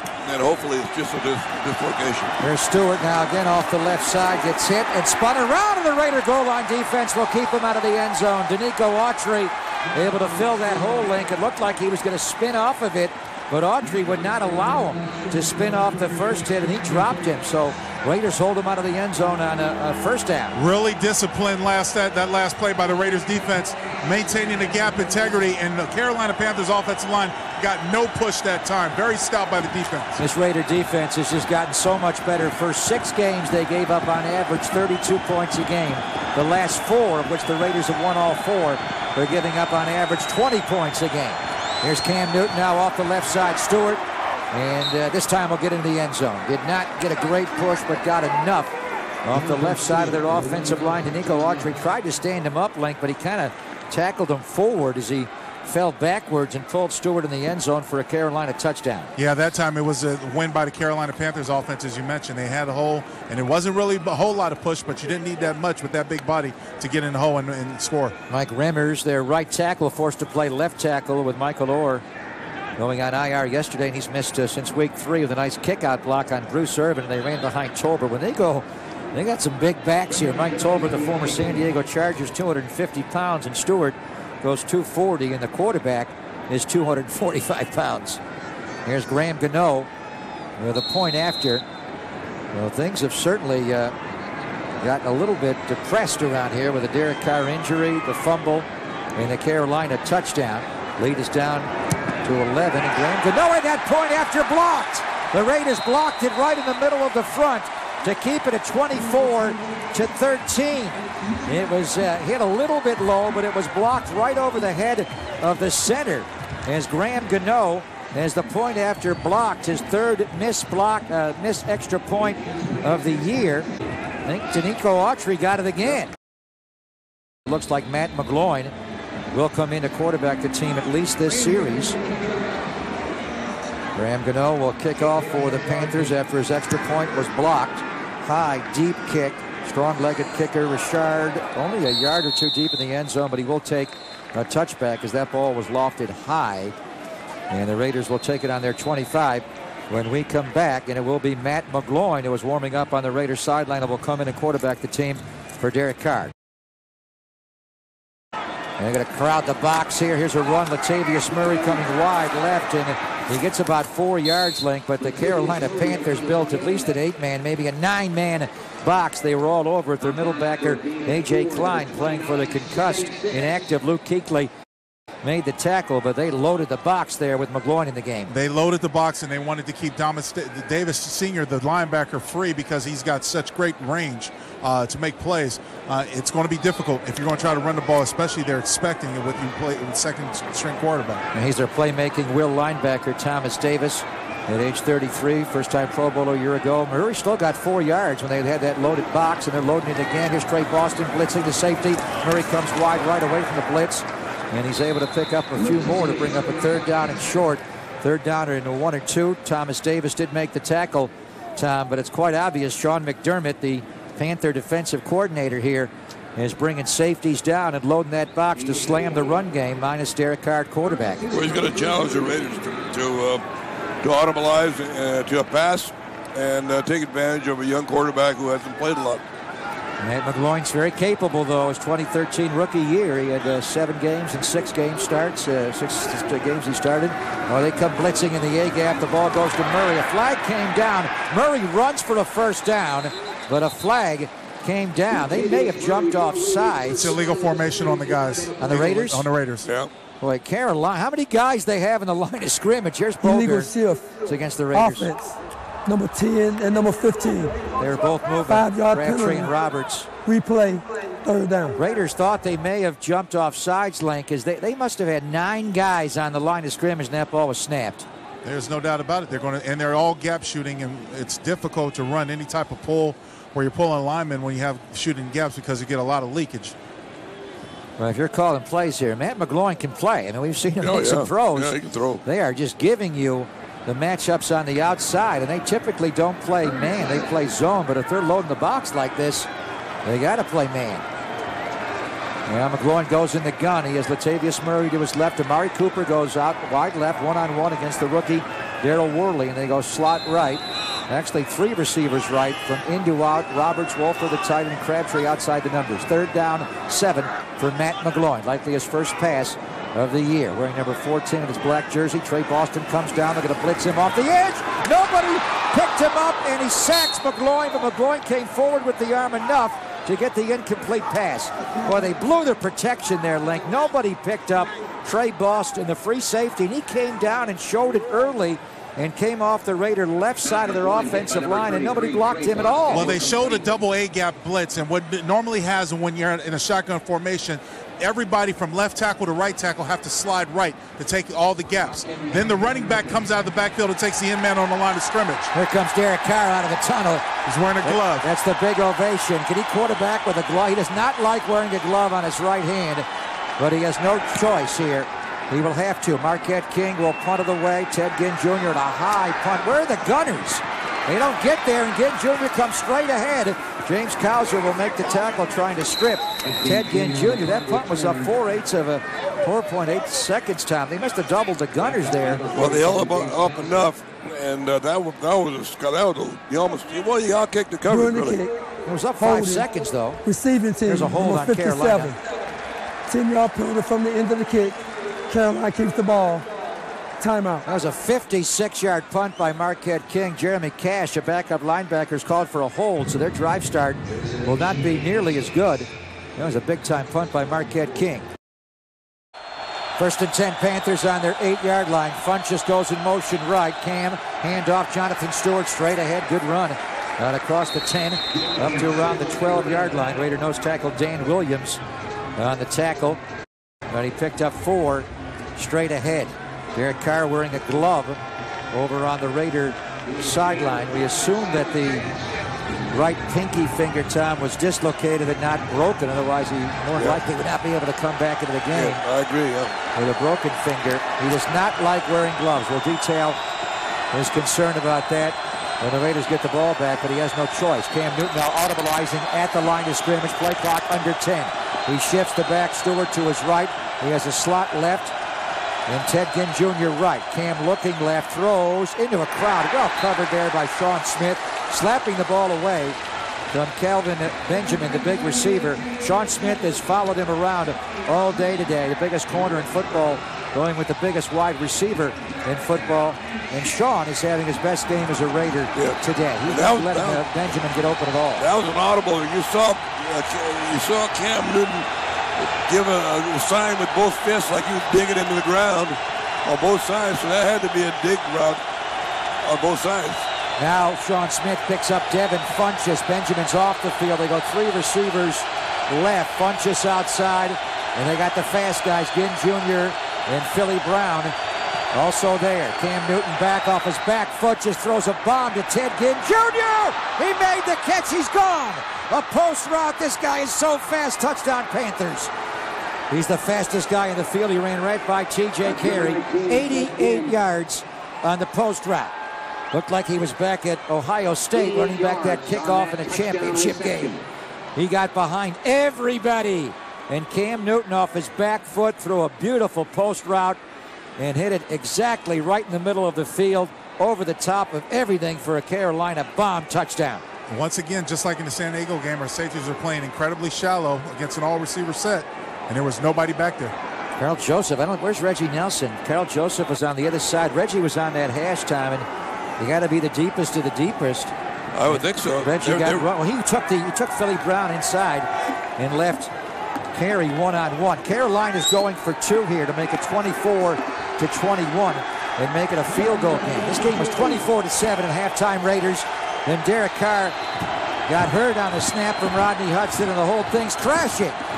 Cam Newton in the gun, 2-by-2. Look out for Greg Olsen. They stack him right behind Joe Webb, who was in, the former quarterback. And Newton looking right, now left, throws high, incomplete. Well, he had Philly Brown for the 2-point conversion. Corey Brown was there, Tom. He flashed wide open from the left slot, and Cam Newton just overthrew him.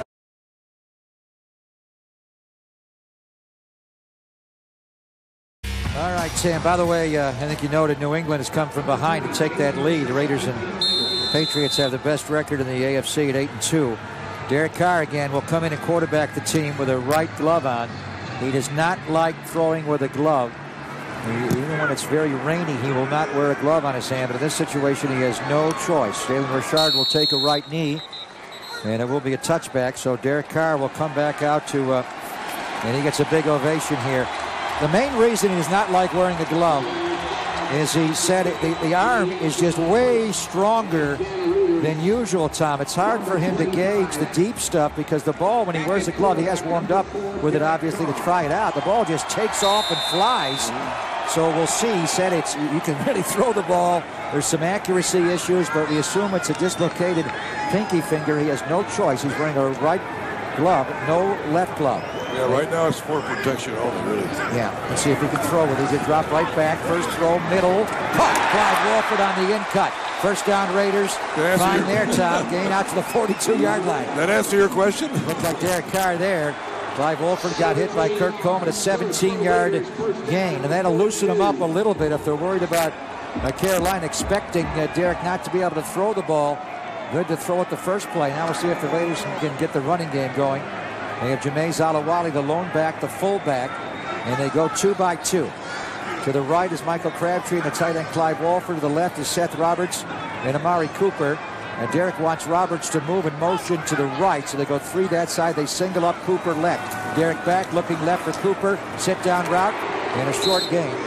There's all Derek at the line. Darryl Wolverley, the cornerback, will shove him out. He wanted to get Roberts out of there to just have a one-on-one on the little outcut. It wasn't a big gain or a gain of only a couple of yards, but they wanted Amari one-on-one with the rookie round 3 Worley coach. I guess so. I mean, I'm not sure why. I thought it might have been a special play or something. That was just a little short, simple short out play for about 3 yards. 3 receivers again go right. Amari Cooper singled up left on Worley. Derek looks over the defense, now backs away. Play clock at 12. He has Richard to his left. It's a gun-run draw. Coming straight ahead. Little guy sneaks through, but he is tackled by Trey Boston, their hard-hitting, pounding safety right on the logo. Gain of about 4. That'll bring up a 3rd down and 3 for Raiders. Link on their 49-yard line. And Boston's eyes are just fixated at the backfield. He's expecting, I don't know if he's got coverage on Jalen Richard in that instance, but his moment that motion went, come running up there to stop the run. And he's a sledgehammer. He will pound you. If he gets a shot in space, he will take you out. 3rd down and 2. Raiders now they're showing Thomas Davis up on the line. They're also bringing their slot corner, Leonard Johnson, in. Derek going to throw a quick one to Crabtree, a sliding catch for a Raider first down.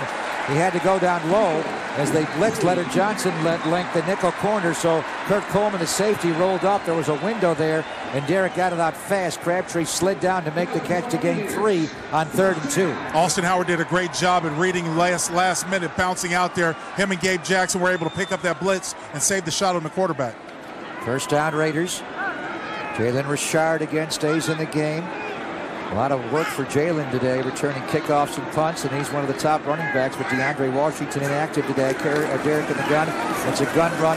Well played by the backup middle linebacker, A.J. Kleintom, is playing for Luke Kuechly. He jumped in there and kind of trapped that play, and then they got swarmed. Paul Soliai, first-year Carolina Panther, former Pro Bowler in Miami, in on the tackle there, so no gain. 2nd and 10 coming up. 2nd and 13. As athletic as this defense is at Carolina, I just don't like the Bob blocking, the block around blocker, and that's what they were trying to do that time with Hudson. But a tandem block to the middle linebacker just couldn't get it done. Slow developing. Yeah. And these guys push the front.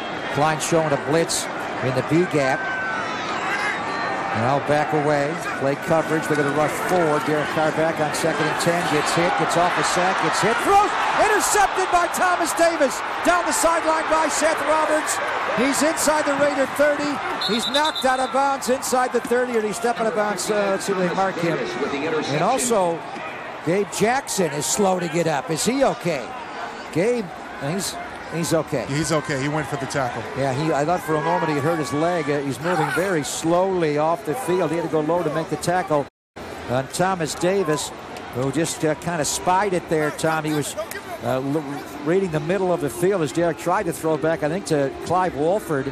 And Thomas Davis Jr. came up, or senior, with the interception there on Derek Carr. Dangerous throw. It's always a dangerous throw when you throw across your body, across the field, because the ball is, you never know what's going to happen with the ball sometimes. And that time he didn't see Davis at all. And he was throwing to 89, Amari Cooper, not 88, Clive Walford. What has happened here? Catastrophic third quarter with the Derek injury, the fumble, the deep post to Ginn Jr., and now Carolina is driving for the lead. 24-19. It was 24-7 at halftime. Cam under center, bunch right. There's Cam faking the stretch left. They roll him right. A check down to Greg Olsen, the tight end. Well played by Reggie Nelson.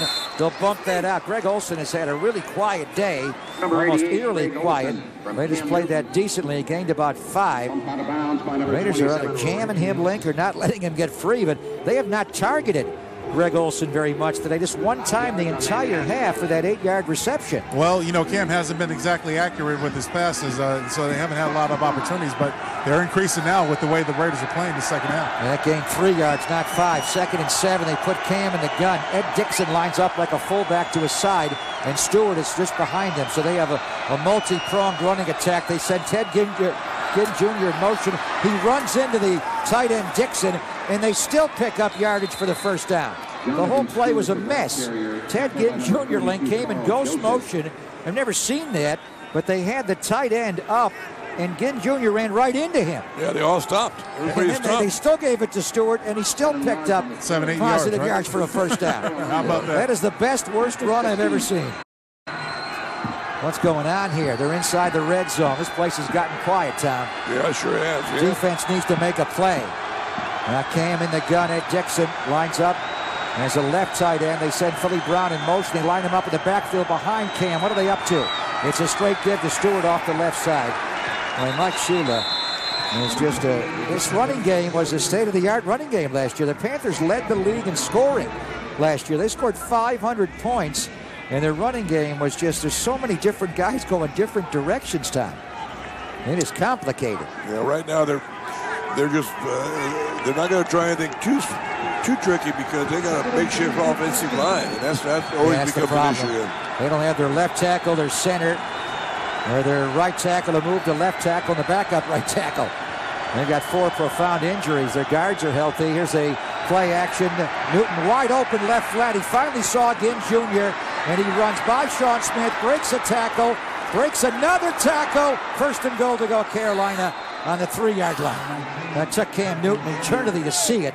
Ted Ginn Jr. was just sitting there outside the numbers left. He finally went left, Tom, at his 3rd progression. And then Sean Smith in space against Ginn Jr. is a mismatch for them. He was able to get off of that hit, break a couple of more tackles, and gain 13 yards. Boy. Well, even when the Raiders hit him, nobody brought their arms. Nobody wrapped up. Everybody just wanted to pound him. 1st and goal to go, Carolina. 2 minutes to play in the worst quarter imaginable. Panthers may get out of the quarter with a lead. Raiders need a goal line stand here. Newton moving bodies around. Dixon was a right tight end. They line him up as a right fullback. They send Funchess in motion. They give it to Stewart up the middle. He's on the goal line. Is he in? Touchdown, Carolina. They have the lead. How has this happened? It is 25-24. They'll probably go for 2 here to make it, to try to make it 27 they're going for to 24. And it was the Derek Carr, that one snap. Innocuous play of 24-7 early 3rd quarter. Rodney Hudson snapped it length like he's done countless times to Derek. And this one, it just got up onto his index or pinky finger on the right hand, and the whole thing has just blown up since. Yeah, that it has. The turnovers are killing him now. Did Stewart get in the end zone? He may not have scored. We have to wait to get this confirmed. His knee did go down as he was on the body of Dan Williams, Link. I'm not sure he actually scored the touchdown. He may, Tom, his knee may have hit, and the ball may have been on like the half-yard line. Well, they're reviewing it right now upstairs. Yeah, it's gone up to the replay official, Carl Madsen. So Jerome Boger, our referee, has gone under the hood. What down was that? First down. No, that was first down? Yeah. So even if it's not a touchdown, yeah, it was first down. It would be 2nd and goal from just inches away. But it would keep him out of the end zone for now. Derek Carr has a very concerned look on his face over on the Raiders sideline. Not just the score time. He just looks overall concerned. Maybe that Now, you played with a dislocated finger. They have confirmed the touchdown, right? Yeah. Yep. Newton's in the gun. The finger will be a lot sore tomorrow than it is right now. Slot formation left. Funchess singled up right. Benjamin left slot. Cam throws. Caught Greg Olsen. He dropped the ball. Did he have it long enough? No. Nope. He did not get the 2-point conversion. The Panther lead is 1, not 3. I think I've never seen Greg Olsen drop a ball like that. It was delivered perfectly. He ran a slant from that left side. That ball was delivered perfectly by Newton right into his hand. There's the kickoff by Graham Gano. Jalen Richard back in the end zone will take a knee in the A&M Raiders for a touchback. And the Raiders will take it on the 25-yard line. What a horrific quarter this has been. The third quarter has been the problem quarter for the Raiders all year, but nothing like this. Coming into the game today, the opponents had outscored the Raiders in the third quarter 62 points to 48. This has been just a disaster. They've been outscored 18-0 in the quarter. Derek Carr, the finger injury, a fumble. The 88-yard post to Ted Ginn Jr., the interception by Davis, the touchdown, and the Raiders are behind. 1:46 to go in the third. The good news is the Raiders are a great fourth quarter team. Can Derek do it today with a bad right hand? Back, check down left flat, and Murray caught the ball and fumbled the ball. They're going to say no catch. It was picked up by Shaq Thompson, and since they whistled it dead, it will not be subject to review. And Murray did not have it long enough. But again, well, they're all over it with their linebacking speed. That was not open there on that check down, Tom. And it was not a screen. That was just a Derek check down to Murray, and their linebacking core swarmed it. Yeah, he was looking down the field. I guess he didn't see anything that he could throw to. There was just a check through, a check loop, and not a very good Raiders play. are back up on the ball. 3 receivers go left, 1 right, dropped right off the knee or thigh pad of Seth Roberts. What is going on here? Actually got into Roberts' body, Link. He got both hands on the ball and flat out dropped it. Just out of rhythm, no sync whatsoever. Sort of like what happened in the Houston game with the number of drops and just error throws. I mean, they have no rhythm right now. They got to find a way to restart it. 1 single snap from center has blown this whole thing up. And they've got to find a way to get their confidence back and their swagger back and be the Raiders again. New England, by the way, has taken a 13-10 lead against the Jets on the road.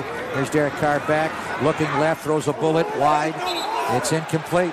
Good coverage there as he tried to fit that ball to Amari Cooper on the outcut. Ball was delivered fine. Amari was there. It was just really good coverage there. Yeah. Darryl Worley, the young cornerback, was able to get across that and knock the ball away. There wasn't much left. There wasn't anything open there or in the flat area, so you had to try to get it in there in a small space. Raiders need a spark here from special teams or from their defense. They've got to get this crowd back. That's a great play. Derek threw the outcut. Amari was there, and Worley just jumped around his body cleanly. Here's the punt by Marquette King. A fair catch called for immediately by Ginn Jr. With Johnny Holton, the Raider gunner, all over him. Great punt by Marquette for 9/10 of a second in the air. A 52-yarder with no return. Boy, who would have thought this was even possible at halftime? It was all Raiders. Khalil Mack had the pick 6 touchdown right at the end of the first half to put him up 24-7. Carolina could not do a thing. Cam Newton was 3 for 12 in the first half.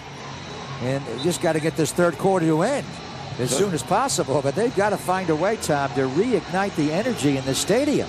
Yeah, the energy just got, as soon as when Derek Carr went down, the energy just came right out of the offense. And defense has to pick up the slack now and make them go 3 and out, and get them off the field, and give that offense a chance to rejuvenate. Cam Newton, I've seen him do this before, but he's doing it after every time they break the huddle. He's going down to 1 knee, and then he gets up really slowly. Ted Ginn Jr. goes in long motion. They have 3 receivers left. Greg Olsen right, play action, knocked away by Bruce Irvin. Oh, he almost had it there, Link. He read that bubble screen to his side, then got his hands up. Would have been nice for a little interception there to run back to flip this game back to the Raiders again. But Bruce Irvin again, like the Monday in Mexico City, playing a strong game today. Well, if the Raiders were all over that last play, so even if it was complete, I think they wouldn't have got a gain, or it might have been a loss.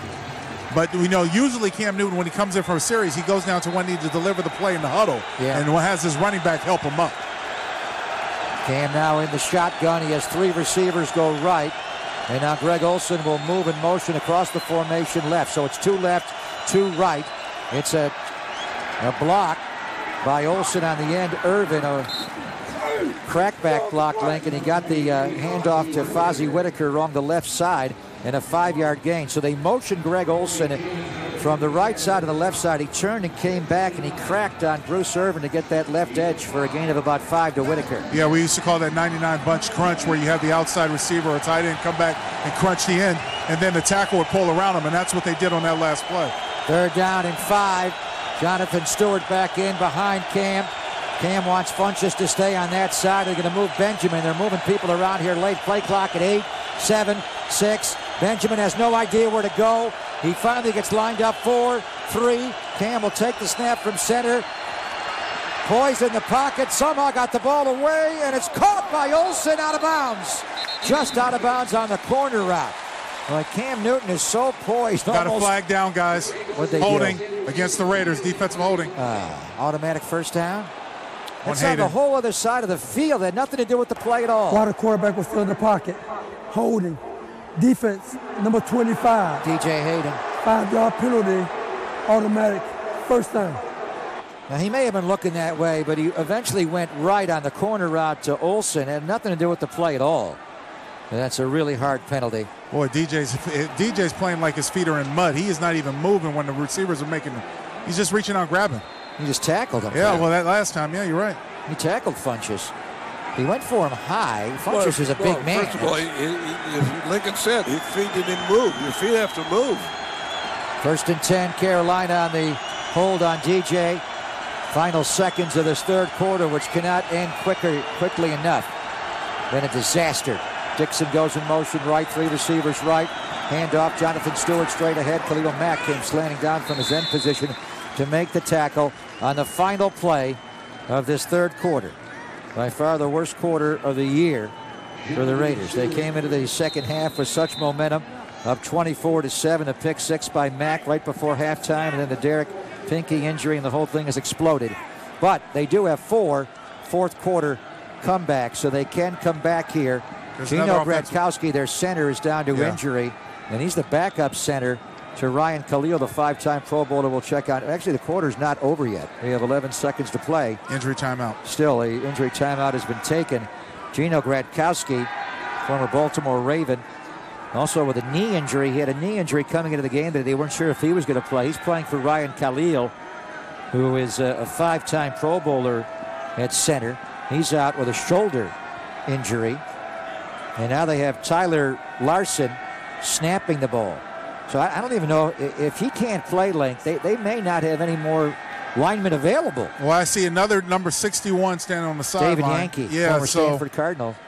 So other than that, I don't see any other offensive linemen on the sideline for the Carolina Panthers. I think they're all being used. Yankee just was activated off the practice squad yesterday. He's never played in the game. He was drafted by the Vikings in round 5 of 2014, was on their practice squad last year. Good lineman at Stanford. So Gino Gradkowski is going to make his way over to the sideline. So the injuries on their offensive line, Tom, are incredible. Michael Orr, Ryan Khalil. They lost Darrell Williams earlier today. Unfortunately for us, it hasn't affected us in the positive way. The Raiders haven't been able. They've now lost the lead, so they're going to let the quarter run out. Still time. Yeah, after the injury timeout, now they'll start the clock, and that will be the end of the 3rd quarter here in Oakland. 18-0. Carolina outscored the Raiders in that quarter. And we go to the 4th quarter with Carolina on top by a single point. Panthers 25, Raiders 24.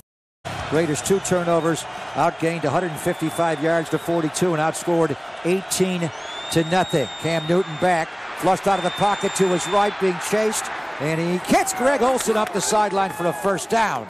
He had Jihad Ward, Tom, chasing him, and Cam Newton looked nimble and athletic on that play, rolling out outside the numbers right, and he found his trusty target, Greg Olsen, down the right sideline for a gain of 12 yards. Well, he's such a powerful guy. It's pretty hard to bring him down with just an arm or a hand. Or you got to really get into his body. He looks healthy now. We weren't sure he was healthy in the first half, but that 18-0 3rd quarter to give him a 1-point lead has freshened up. Last year's MVP. Newton goes into the shotgun. He has a back to each side, play action. And off his back foot, throws an out cut. Bodies all over the place. Kelvin Benjamin went down. And he was well covered there. Now also, DJ Hayden's down, guys. DJ Hayden, who was in coverage, went down. David Amerson now playing today with a hyperextended knee. DJ's in a lot of pain.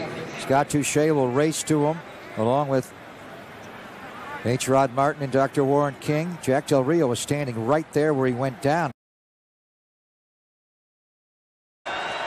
Antonio Hamilton is forced into play now. Here's Cam Newton on a 2nd and 10 of the 48-yard line. Takes a shotgun snap, throws right, and it is caught on Antonio Hamilton. They go right at him with Devin Funchess. Antonio Hamilton, a young but very green cornerback, a rookie free agent out of South Carolina, who made this team, is the last guy on the roster, Tom. And now with all these injuries in your secondary, David Amerson out with a hyperextended knee. Any idea what's wrong with DJ? I see him standing up on the they're going to put sideline. ice on whatever his injury is, but he's not looking happy. I've not got a report yet, guys. All right, 3rd down and 2 for Carolina. Cam Newton kind of running it at the line of scrimmage. The play clock at 10. He has big Mike Tolbert, the former Charger, that was left in the gun. A slot formation left. Philly Brown inside of Benjamin and Funchess right. Play action. Cam time. Going to throw a bomb down the left sideline. Benjamin open, a jump ball. He caught it on Sean Smith. Touchdown, Carolina. Kelvin Benjamin just got up in the air with that big body like he was pulling an offensive rebound. And he shielded Sean Smith's body off of him, and he caught the football. And Carolina now has a 7-point lead with the extra point coming. What has happened? Yeah, well, that was another impressive. Deep shot. That was an impressive throw by Cam Newton, and a heck of a catch. He had a long time to throw, Link. Had a long time to throw, and Sean is grimacing with the shoulder, guys. And he had a shoulder injury. And he got beat off the line of scrimmage. The ball hung up a little bit.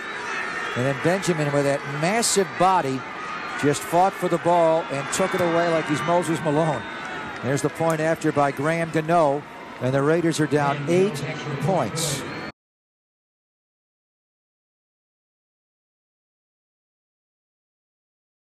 That was a 76-yard drive. It was a 44-yard bomb from Cam Newton to Kelvin Benjamin after his 88-yard post bomb to Ted Ginn Jr.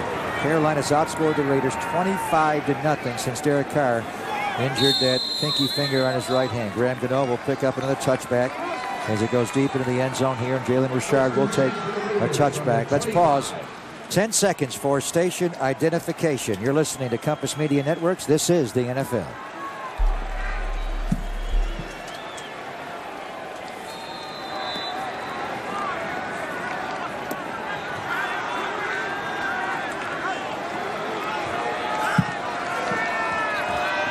First and 10, Raiders on their 25.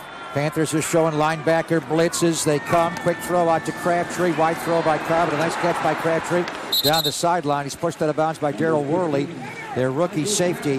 The Raiders have 4 fourth-quarter comeback victories this year in New Orleans, in Baltimore, in Tampa, and last Monday in Mexico City. They can do this, but their crowd has got to help them a little bit here. This place has just gone eerily silent. They need to make a play. Jarek looks okay, Tom, with this glove on his right hand, doesn't he? Yeah, it doesn't seem to be effective.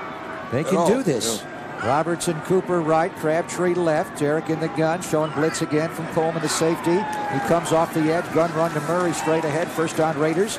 Powers ahead across the 35, up to around the 37-yard line.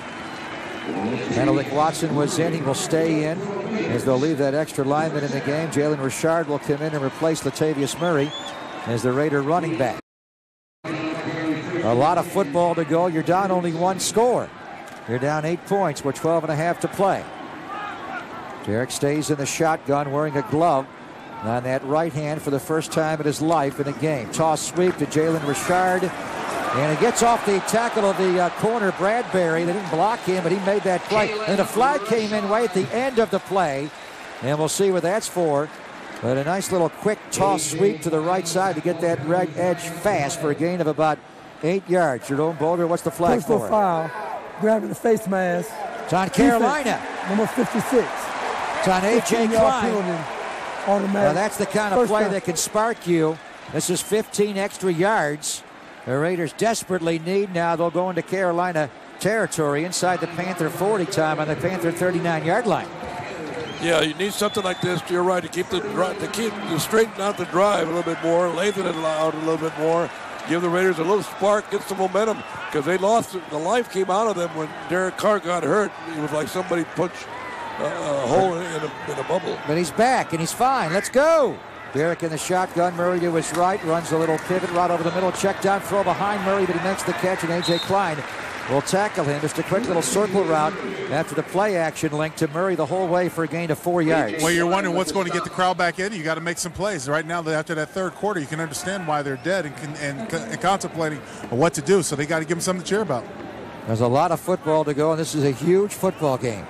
Raiders a game lead over both the Broncos and Chiefs, and the Raiders' bitter rivals will play tonight in Denver on Sunday Night Football. Carr in the gun, adjusting the right glove on the right hand. Slot formation right, Crabtree inside of Cooper. Here's a gun run to Murray, straight ahead. He gets stacked up, not a whole lot there. You have to wonder if Derek does have full ability to throw the football, Tom, as they are running it quite a bit here on this drive. Well, it doesn't seem to have bothered him. His ball doesn't flutter. He still can throw a spiral with some force behind it. Third down and 3 Raiders. Big play. They're on Carolina's 32-yard line. They're going to go empty here. Derek in the gun. Jalen Richard. The back goes outside the numbers right now. They're going to motion him back towards the middle.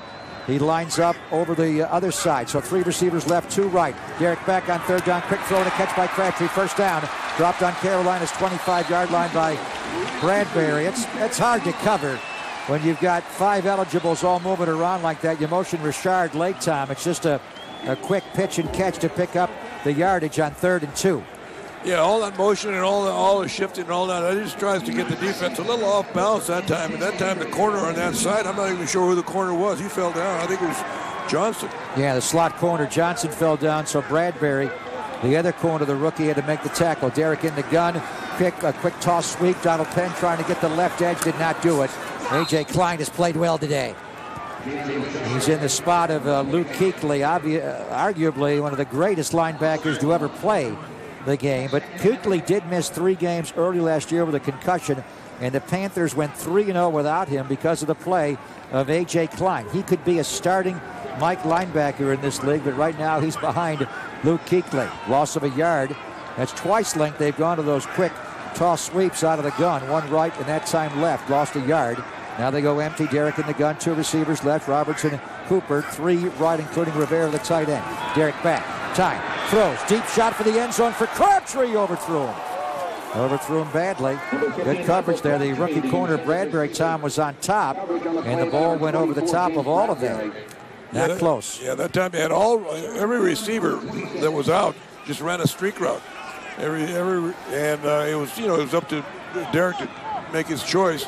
You would think that with at least one of them might run an inside route in case nothing was there down the field. If you don't get this 3rd down, would you kick the field goal and make it a 5-point game? Or a touchdown can then win it? You'd have to consider that. Yeah. It's a long time to go. You're 9.5 to go here. Derek in the gun. 2 receivers right, 2 left. 3rd down, 11. Derek throws, and it's caught! First down, Clive Walford. Down to the Carolina 12-yard line. Guys, what I'm noticing down here is as the sun is starting to set, a lot of guys are slipping in the secondary on both teams, the Raiders and the Carolina Panthers. So field conditions becoming an issue now. Clive Walford just found the zone there, dropping behind Thomas Davis, the linebacker, and the corner, James Bradbury, on the 12-yard line. The Raiders have reached the Buffalo Wild Wings red zone. Buffalo Wild Wings, beer, sports. Under 9 minutes to go, you're down 8. Carr in the gun. 3 receivers bunched left. Amari Cooper singled up right on Bradbury. Derek, a low snap, catches it. Cox throws for the end zone. Caught! Touchdown! Raiders! Clive Walford. What a catch he made right over the top of his helmet in the back of the black hole end zone. The Raiders will go for 2 now, trying to tie this game at 32. That's the middle linebacker, A.J. Klein, who has to cover the deep middle in their zone the way Kuechly does so well, Tom. And he covered it okay. Yep. Walford has made a great play right over the top of his helmet. Well, that's one of the reasons they drafted this young man, is so he could get those balls in traffic, in the red zone, outreach everybody because of his height and length of his arms. And guys, I like the way that Derek Carr threw that pass, basically throwing Clive Wolford open by putting it in where he did. Got to get this 2-pointer to tie the game. Derek says calm down to the crowd. They sent 3 receivers right. Crabtree, Roberts, Cooper. It is Jameis Alawada, the fullback, now flipping to Derek's right. It's a sprint right. Derek looking right. Throws. Caught. Seth Roberts. Game is tied at 32. Derek Carr's back. As he throws the right arm in the air, saying, I'm back. And the Raiders are back. They're off the deck. After 25 in a row by Carolina to take an 8-point lead, the Raiders have come back to tie the game at 32. And the crowd is back. Because it's the 4th quarter. This is when number 4 takes over.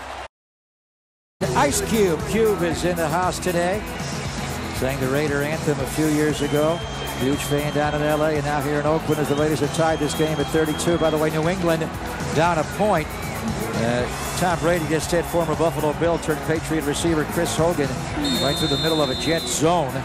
And they're already inside the 5-yard line. They can kick the field goal to win the game with Steven Gostkowski or try to score a touchdown. So New England may get to 9-2. Janikowski will kick off. Will the Raiders get to 9-2? Tied. Here's the kickoff return by Fozzie Whitaker from the goal line. 10, 15, 20. Hit by Brendan Trawick and dropped there along with Keith McGill shy of the 20-yard line. 18-yard kickoff return. Here comes the Raider Nation now. They're back. They were down. They were devastated. They lost their guy for a while, Derek Carr, but Derek's fine, and the team is back. Listen to this place now. They have sparked it. They have come back. Although DJ Hayden is not back. He's still over on the Raiders sideline. Antonio Hamilton will be the Raider left cornerback on their offensive right. He has to deal with Ted Ginn Jr. and his speed. Reggie Nelson goes over to help him. They stack the other receivers outside the numbers right. They could be setting this up or left, outside the numbers left to go right. And they are. Newton throws, caught. They're going right at Hamilton, Tom. You knew they would with Mike Shula. Little slant route there by Ted Ginn Jr. He's not a slant runner. He's more of a vertical runner. He may be setting you up for a slant and go, but they're going to take Antonio Hamilton off the field. And the Raiders have got T.J. Carey and Sean Smith in as Carolina went to 2 receivers, 2 tight ends, so the Raiders don't have to play their nickel. Here's Cam Newton under center now. 1st and 10, Carolina on their 31-yard line. Less than 8 minutes to play in this tie game. Newton, counter run. Jonathan Stewart off the right side. And he keeps pushing after contact and gets up to around the 34-yard line, a gain of 3. Without DJ Hayden, without David Amerson, who was inactive today with a hyperextended knee, suffered late in the game in Mexico City on Monday. And Carolina does go to 3 wides. The Raiders will have to bring Hamilton back in. Guys, I just got an update on DJ Hayden. He's ruled out for the remainder of the game with a hamstring injury. Yeah, I saw ice on his hamstring earlier, Link. It's not a knee, it's not an ankle, it's a hammy. 2nd down, 7. Carolina, Newton in the gun as a back to each side, a slot left, Greg Olsen right. Play action. Newton going to throw high, but caught by Olsen over his helmet. A flag is down. Back in the line of scrimmage area. Here's Bogert. Holding. Offense. Number 68. South Carolina. 2-yard penalty. Replay. 2nd down. Big break there. That's a lucky break for the Raiders on that one. But have you ever seen Greg Olsen miss any of those passes like that? Well, he caught one he dropped the one on the 2-point conversion, which is big right now. They'd have the lead if he would have caught that time, but he has great hands. Andrew Norwell, the left guard, is called for the hold, Link, on Danico Autry, who was trying to power rip move him inside, and Norwell just grabbed him. Well, you guys gotta hope that this defensive line just starts to feast, because you can't let Cam Newton sit back there and pick you apart, especially with a depleted secondary. The Carolina Panthers have got a depleted offensive line. Let's see if our defensive line takes over. Plan was to blitz him aggressively. Let's see if they continue to do it now that we're in the 4th quarter in a tie game. 2nd down, 17 for Newton, back on the 24. They roll the quarterback right. A shovel run to Tolbert, and he got grabbed around the head there by Jihad Ward. What a tackle that was by the rookie. As Tolbert is so small, he reached for him and just got him around the neck. It's like a little bowling. He's like a little bowling ball running around the field. That's exactly what he is. Mike Tolbert, the former San Diego Charger, first 4 years there, went to Carolina, became a Pro Bowler, 5'9", 250 pounds. 3rd down and 10. The black hole in full throat now. Game tied at 32. They want the ball back. Cam Newton in the shotgun. He has 3 receivers left. Big Calvin Benjamin goes right. Right on the numbers, watched by Sean Smith. Antonio Hamilton is in to pick up Funchess. Newton back on 3rd down, throws, caught. Benjamin, but he stepped out shy of the 1st down. He's out on the 40. He had to get to the 41-yard line. He's short. That's just not great footwork there. He's a big receiver, but not a great route runner and sloppy. And they're going to punt the ball away. Well, he should have picked up the 1st down time. Just got sloppy on the outcut. Well, you got to know the down and distance. You just have to know it. As a receiver, as everybody has to know it. It almost looks like he didn't know where the yard to gain was, the way he worked his feet. Either he just got all fouled up with his footwork, or he didn't know where he needed to go. I was thinking the exact same thing. I thought he might have thought he already had the 1st down when he got the ball. He had to cross the 40 and get to the 41. Here's the punt now by Michael Pilardi, 2nd NFL game. Left-footed punter, a towering punt. Jalen Richard will take it on the 10-yard line, slips down and gets hammered on the 12-yard line. McClain on the tackle. Raiders need to win this game to keep pace. They're starting on their 13-yard line. 5:05 to play. We're tied at 32. Derek in the shotgun. Murray to his right. He fakes the gun run. He runs right. Was that a design run the whole way, or he had nowhere else to go? It was an option, and he chose to keep the ball. The run-pass option. He was trying to throw to Rivera, I think, Tom, in the right flat. But the Panthers took that away, so Derek just tucked it and ran for whatever he could, but he lost yards. He lost 4 yards on that play. Sure did, yeah. Wow. He's back on the 9-yard line. I'm not sure what it was supposed to be. You don't run that play much. A lot of teams will run what's called an RPO, or run-pass option. And Carolina played that superbly. Derek in the gun. Tywan Jones is now in. And he's going to run a special here outside the numbers right. Empty set. Derek back. Derek throws left. Crossing route. Catch by Seth Roberts. Thomas Davis Sr. is good. He ran him down. He's a 33-year-old old linebacker, Tom, and he ran down that young receiver on a crossing route, held that to a 5-yard gain. Good player. Thomas Davis Sr.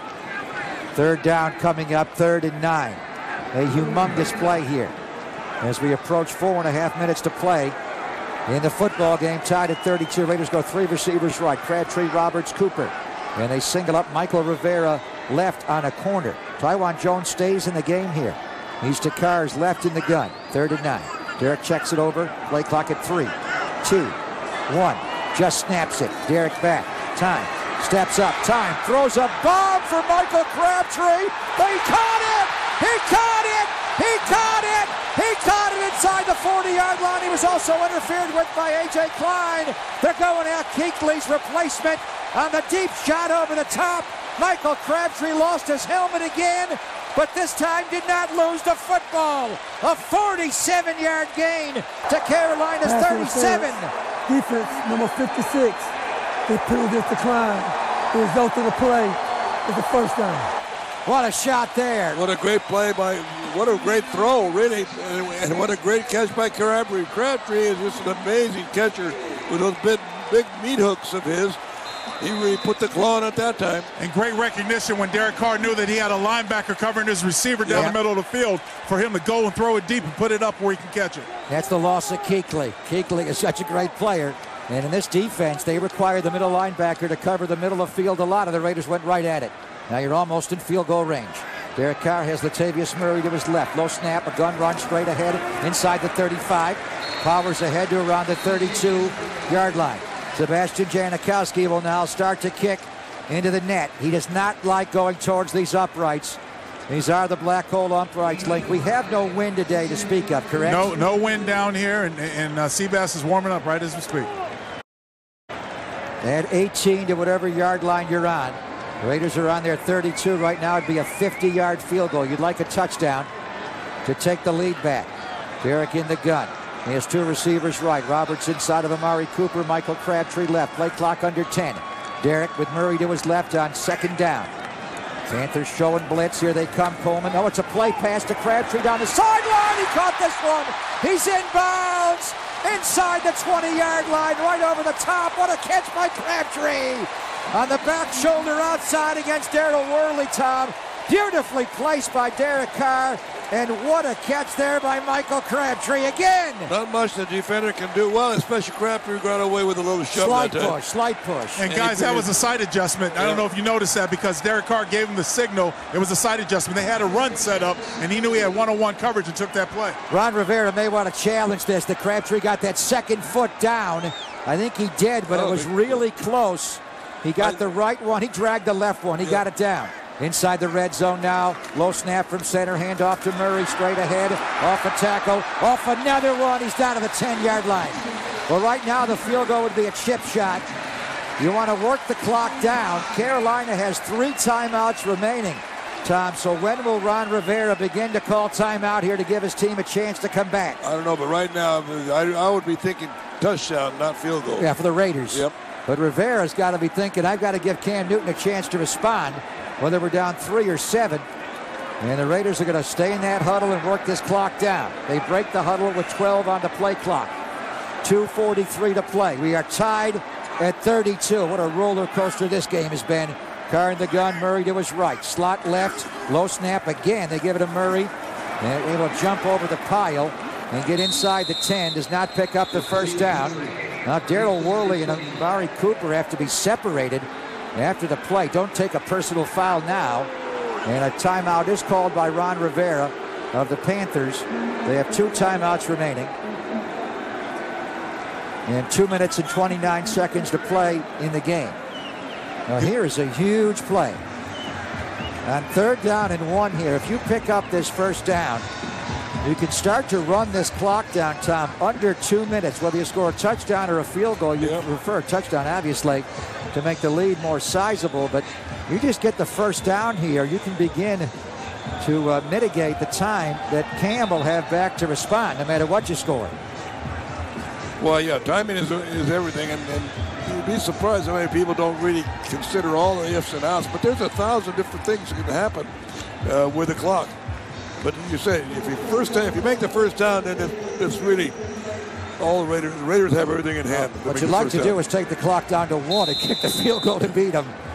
But let's see how they manage it. They are going to bring in Menelik Watson as that extra lineman length, the 6th offensive lineman, the 3rd tackle. He'll wind up outside of Donald Penn's side.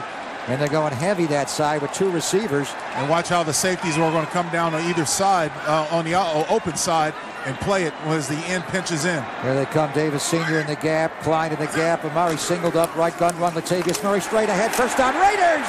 First down close to the 5-yard line. That's exactly what you wanted. Yep, perfect. And now run the clock down. Will Rivera stop it now or after the 2-minute warning? He's not going to stop it.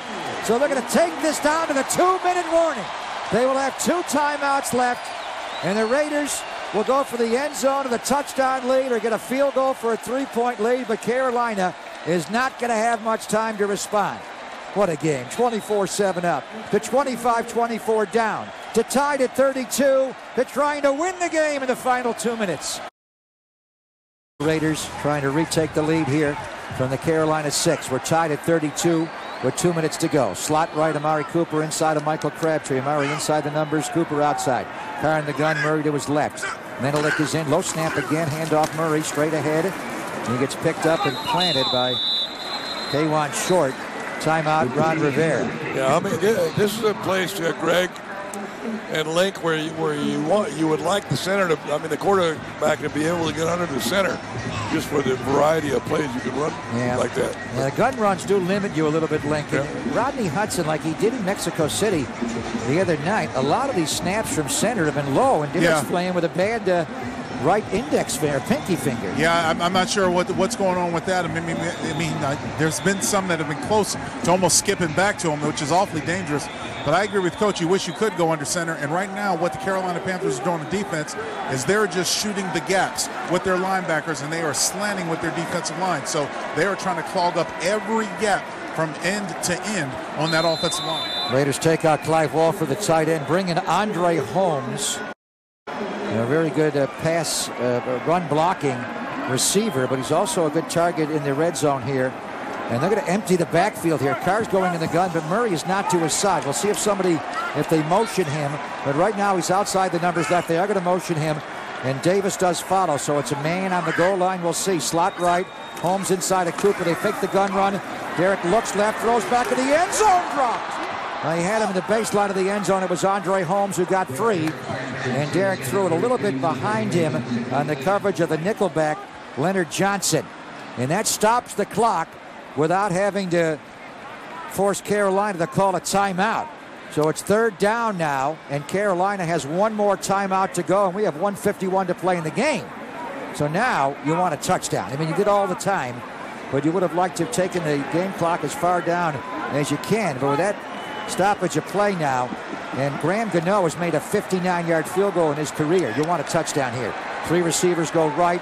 It's the Cinco formation. All the receivers eligible are up. 3 right, 2 left, 5 receivers. Derek back on 3rd down. Throws, and he missed Crabtree. Did he get bumped off his route? No flag. No flag. A.J. Klein, the middle linebacker, bumped him, Link, on that crossing route, and no flag. Yeah, there was a lot of contact, and Carr threw that ball before Crabtree came back up.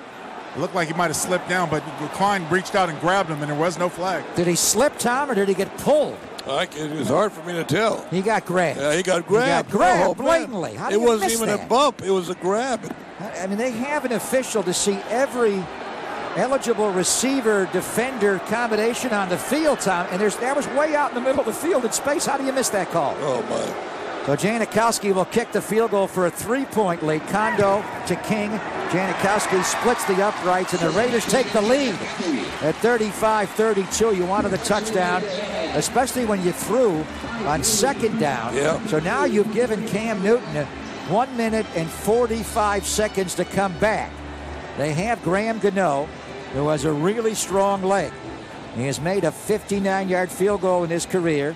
He doesn't know it. Or maybe he does with the advanced scouting in the world now, but he's going towards the opposite end of the black hole where the ball does travel better. At least Janikowski thinks so.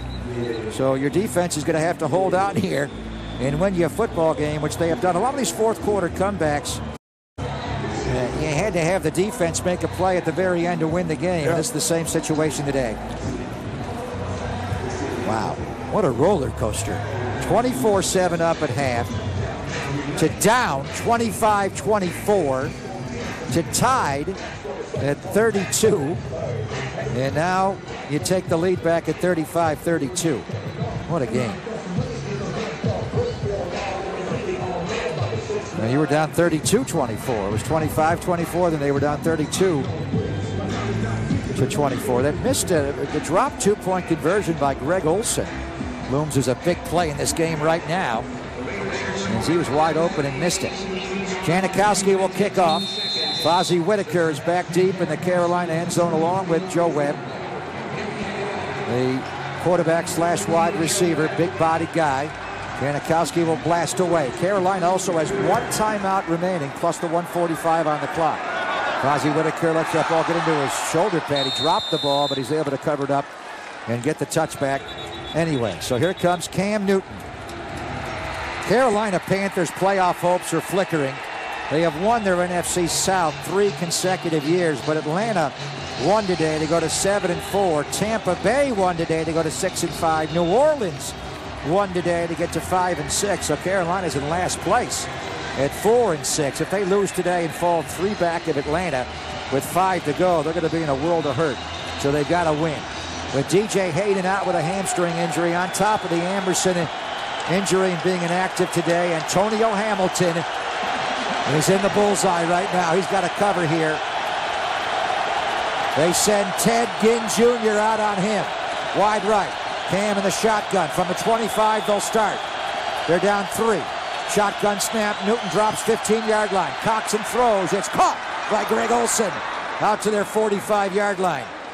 That is zone coverage there. He got open on the in-cut. Malcolm Smith was there. Hamilton had to come over and make the tackle. Yeah, too much time. Too easy, Tom. 20-yard gain. Too easy. Too much time. You got to put somebody in his face.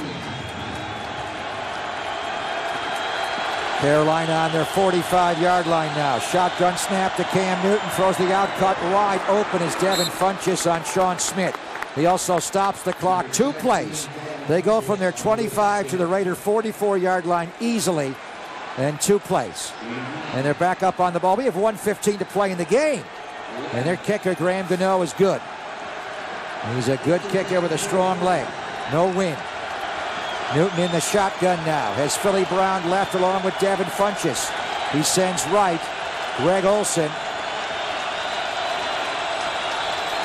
Back to his side is Fozzie Whitaker. Cam back throwing a bomb, and he had Ginn Jr. down the sideline. And Ginn Jr. to stop running there. Looked like he had a hole in the... Sean Smith let him go. Cam just threw the ball out of bounds there, Tom. But Ted Ginn Jr. was let go there down the right sideline. Well, they're playing in the zone, so they're going to bump this short guy, carry him so far, then let him go. So the deep safety or corner can pick him up. There was a cover two, Link. Newton with a better throw. He would have had him on the sideline. I think he was feeling a little bit of pressure around him. It looked like I couldn't see which one, but there was a Raider defender in the backfield. Yeah, Kelvin Benjamin's back in now. Kalik, that was Kalik. Benjamin watched by Sean Smith. 3 receivers go left. Newton out of the shotgun. Pressured out. Chased by Irvin. Newton throws it away. He got out wide enough of the tackle box to avoid the grounding link, but the bookend ends. The Slash brothers were all over him. Bruce Irvin and Khalil Mack forced Cam Newton to run for his life. Boy, if there's ever a time you want to fill those ends presence, now is the time. You've got to get pressure. The secondary is depleted. You have to play zone. So it's going to be up to Irvin and Mack in his defensive front to get after Cam Newton right now. By the way, the most famous Splash brother is here today, Steph Curry. The 2-time NBA MVP is here. He's a big Charlotte resident sports fan of the Carolina Panther fan. Cam Newton will stay in town this week. He'll come watch the Warriors play on Thursday against the Rockets. Right now the Raiders trying to take him down, take down Superman. Timeout called from their sideline. Greg Olsen looked over to the sideline and Ron Rivera, and they called a timeout before this humongous 3rd down and 10 on the Raider 44-yard line with 1:05 to play. There's 2 things here, Greg. Do you try to get the whole 10 and a 1st down, obviously? Or if it's not there, do you take something underneath and set up maybe a long field goal? Or go for it on 4th down. Or go for it on 4th down. 3 things. Depends how close you are. Again, you add 18 to wherever you spot you are. If they get to like the 35-yard line, the field goal would be 53 yards, and that's makeable.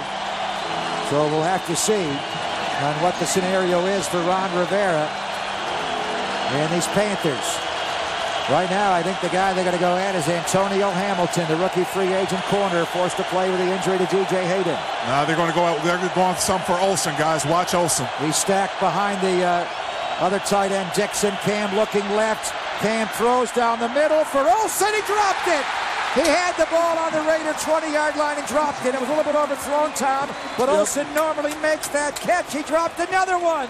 4th down now, and Rivera's got to go for it.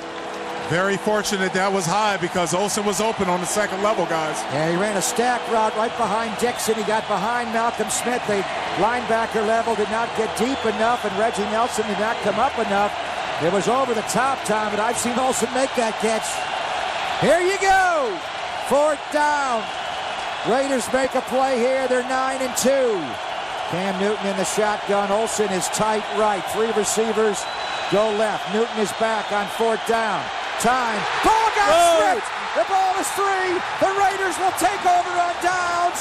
The Raiders are 9-2.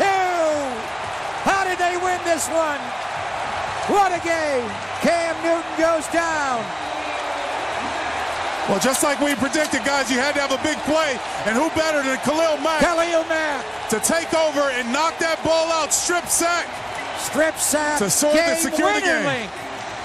You want to win NFL Defensive Player of the Year? Do what Khalil has done today to Cam Newton. He came right around there. Right tackle. Who's really a right guard playing tackle due to injuries. Went around him, Link. That power move back inside and strip sacked him the way Von Miller got Cam Newton in the Super Bowl in February here in the Bay Area. Well, it was great alertness because they did have a back over there to help Chip, but Khalil beat him inside. Victory formation. Derek Carr, he's in the shotgun.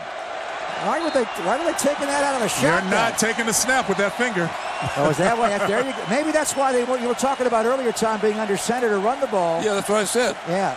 Because of the finger, because you have more options when you're under center, especially down there inside the 5-yard line. That's going to be an issue here. And he's in that much pain that he's taking these snaps from the shotgun. They're taking the victory from the shotgun one more time, and the Raiders in a roller coaster of a game today, get out of here with a 35-32 victory. I can't remember them winning a game like this. Link, you talked about Monday how you can't recall them playing so badly for 3 quarters, exploding in the fourth quarter to win. What was the last time they won a game where they coughed up a lead like this? They were up 24-7 at halftime, lost it all. The sky was falling, and they're down 32-24. They come back and tie the game on the Wolford touchdown, the 2-point conversion, and then the field goal by Janikowski. Just an amazing afternoon of football. What a game. Up, down, all around. And you know, the interesting thing is that not one body left this stadium. Where would you leave? They're all here still. Yeah. It'll take forever to get out of the parking lot. The Raiders have not been 9-2 since the 2000 season. When John Gruden was the coach, they went all the way to the AFC Championship game. They wound up 12-4 that year. They got to 10-2 that year, and they are 9-2 for the first time since 2000.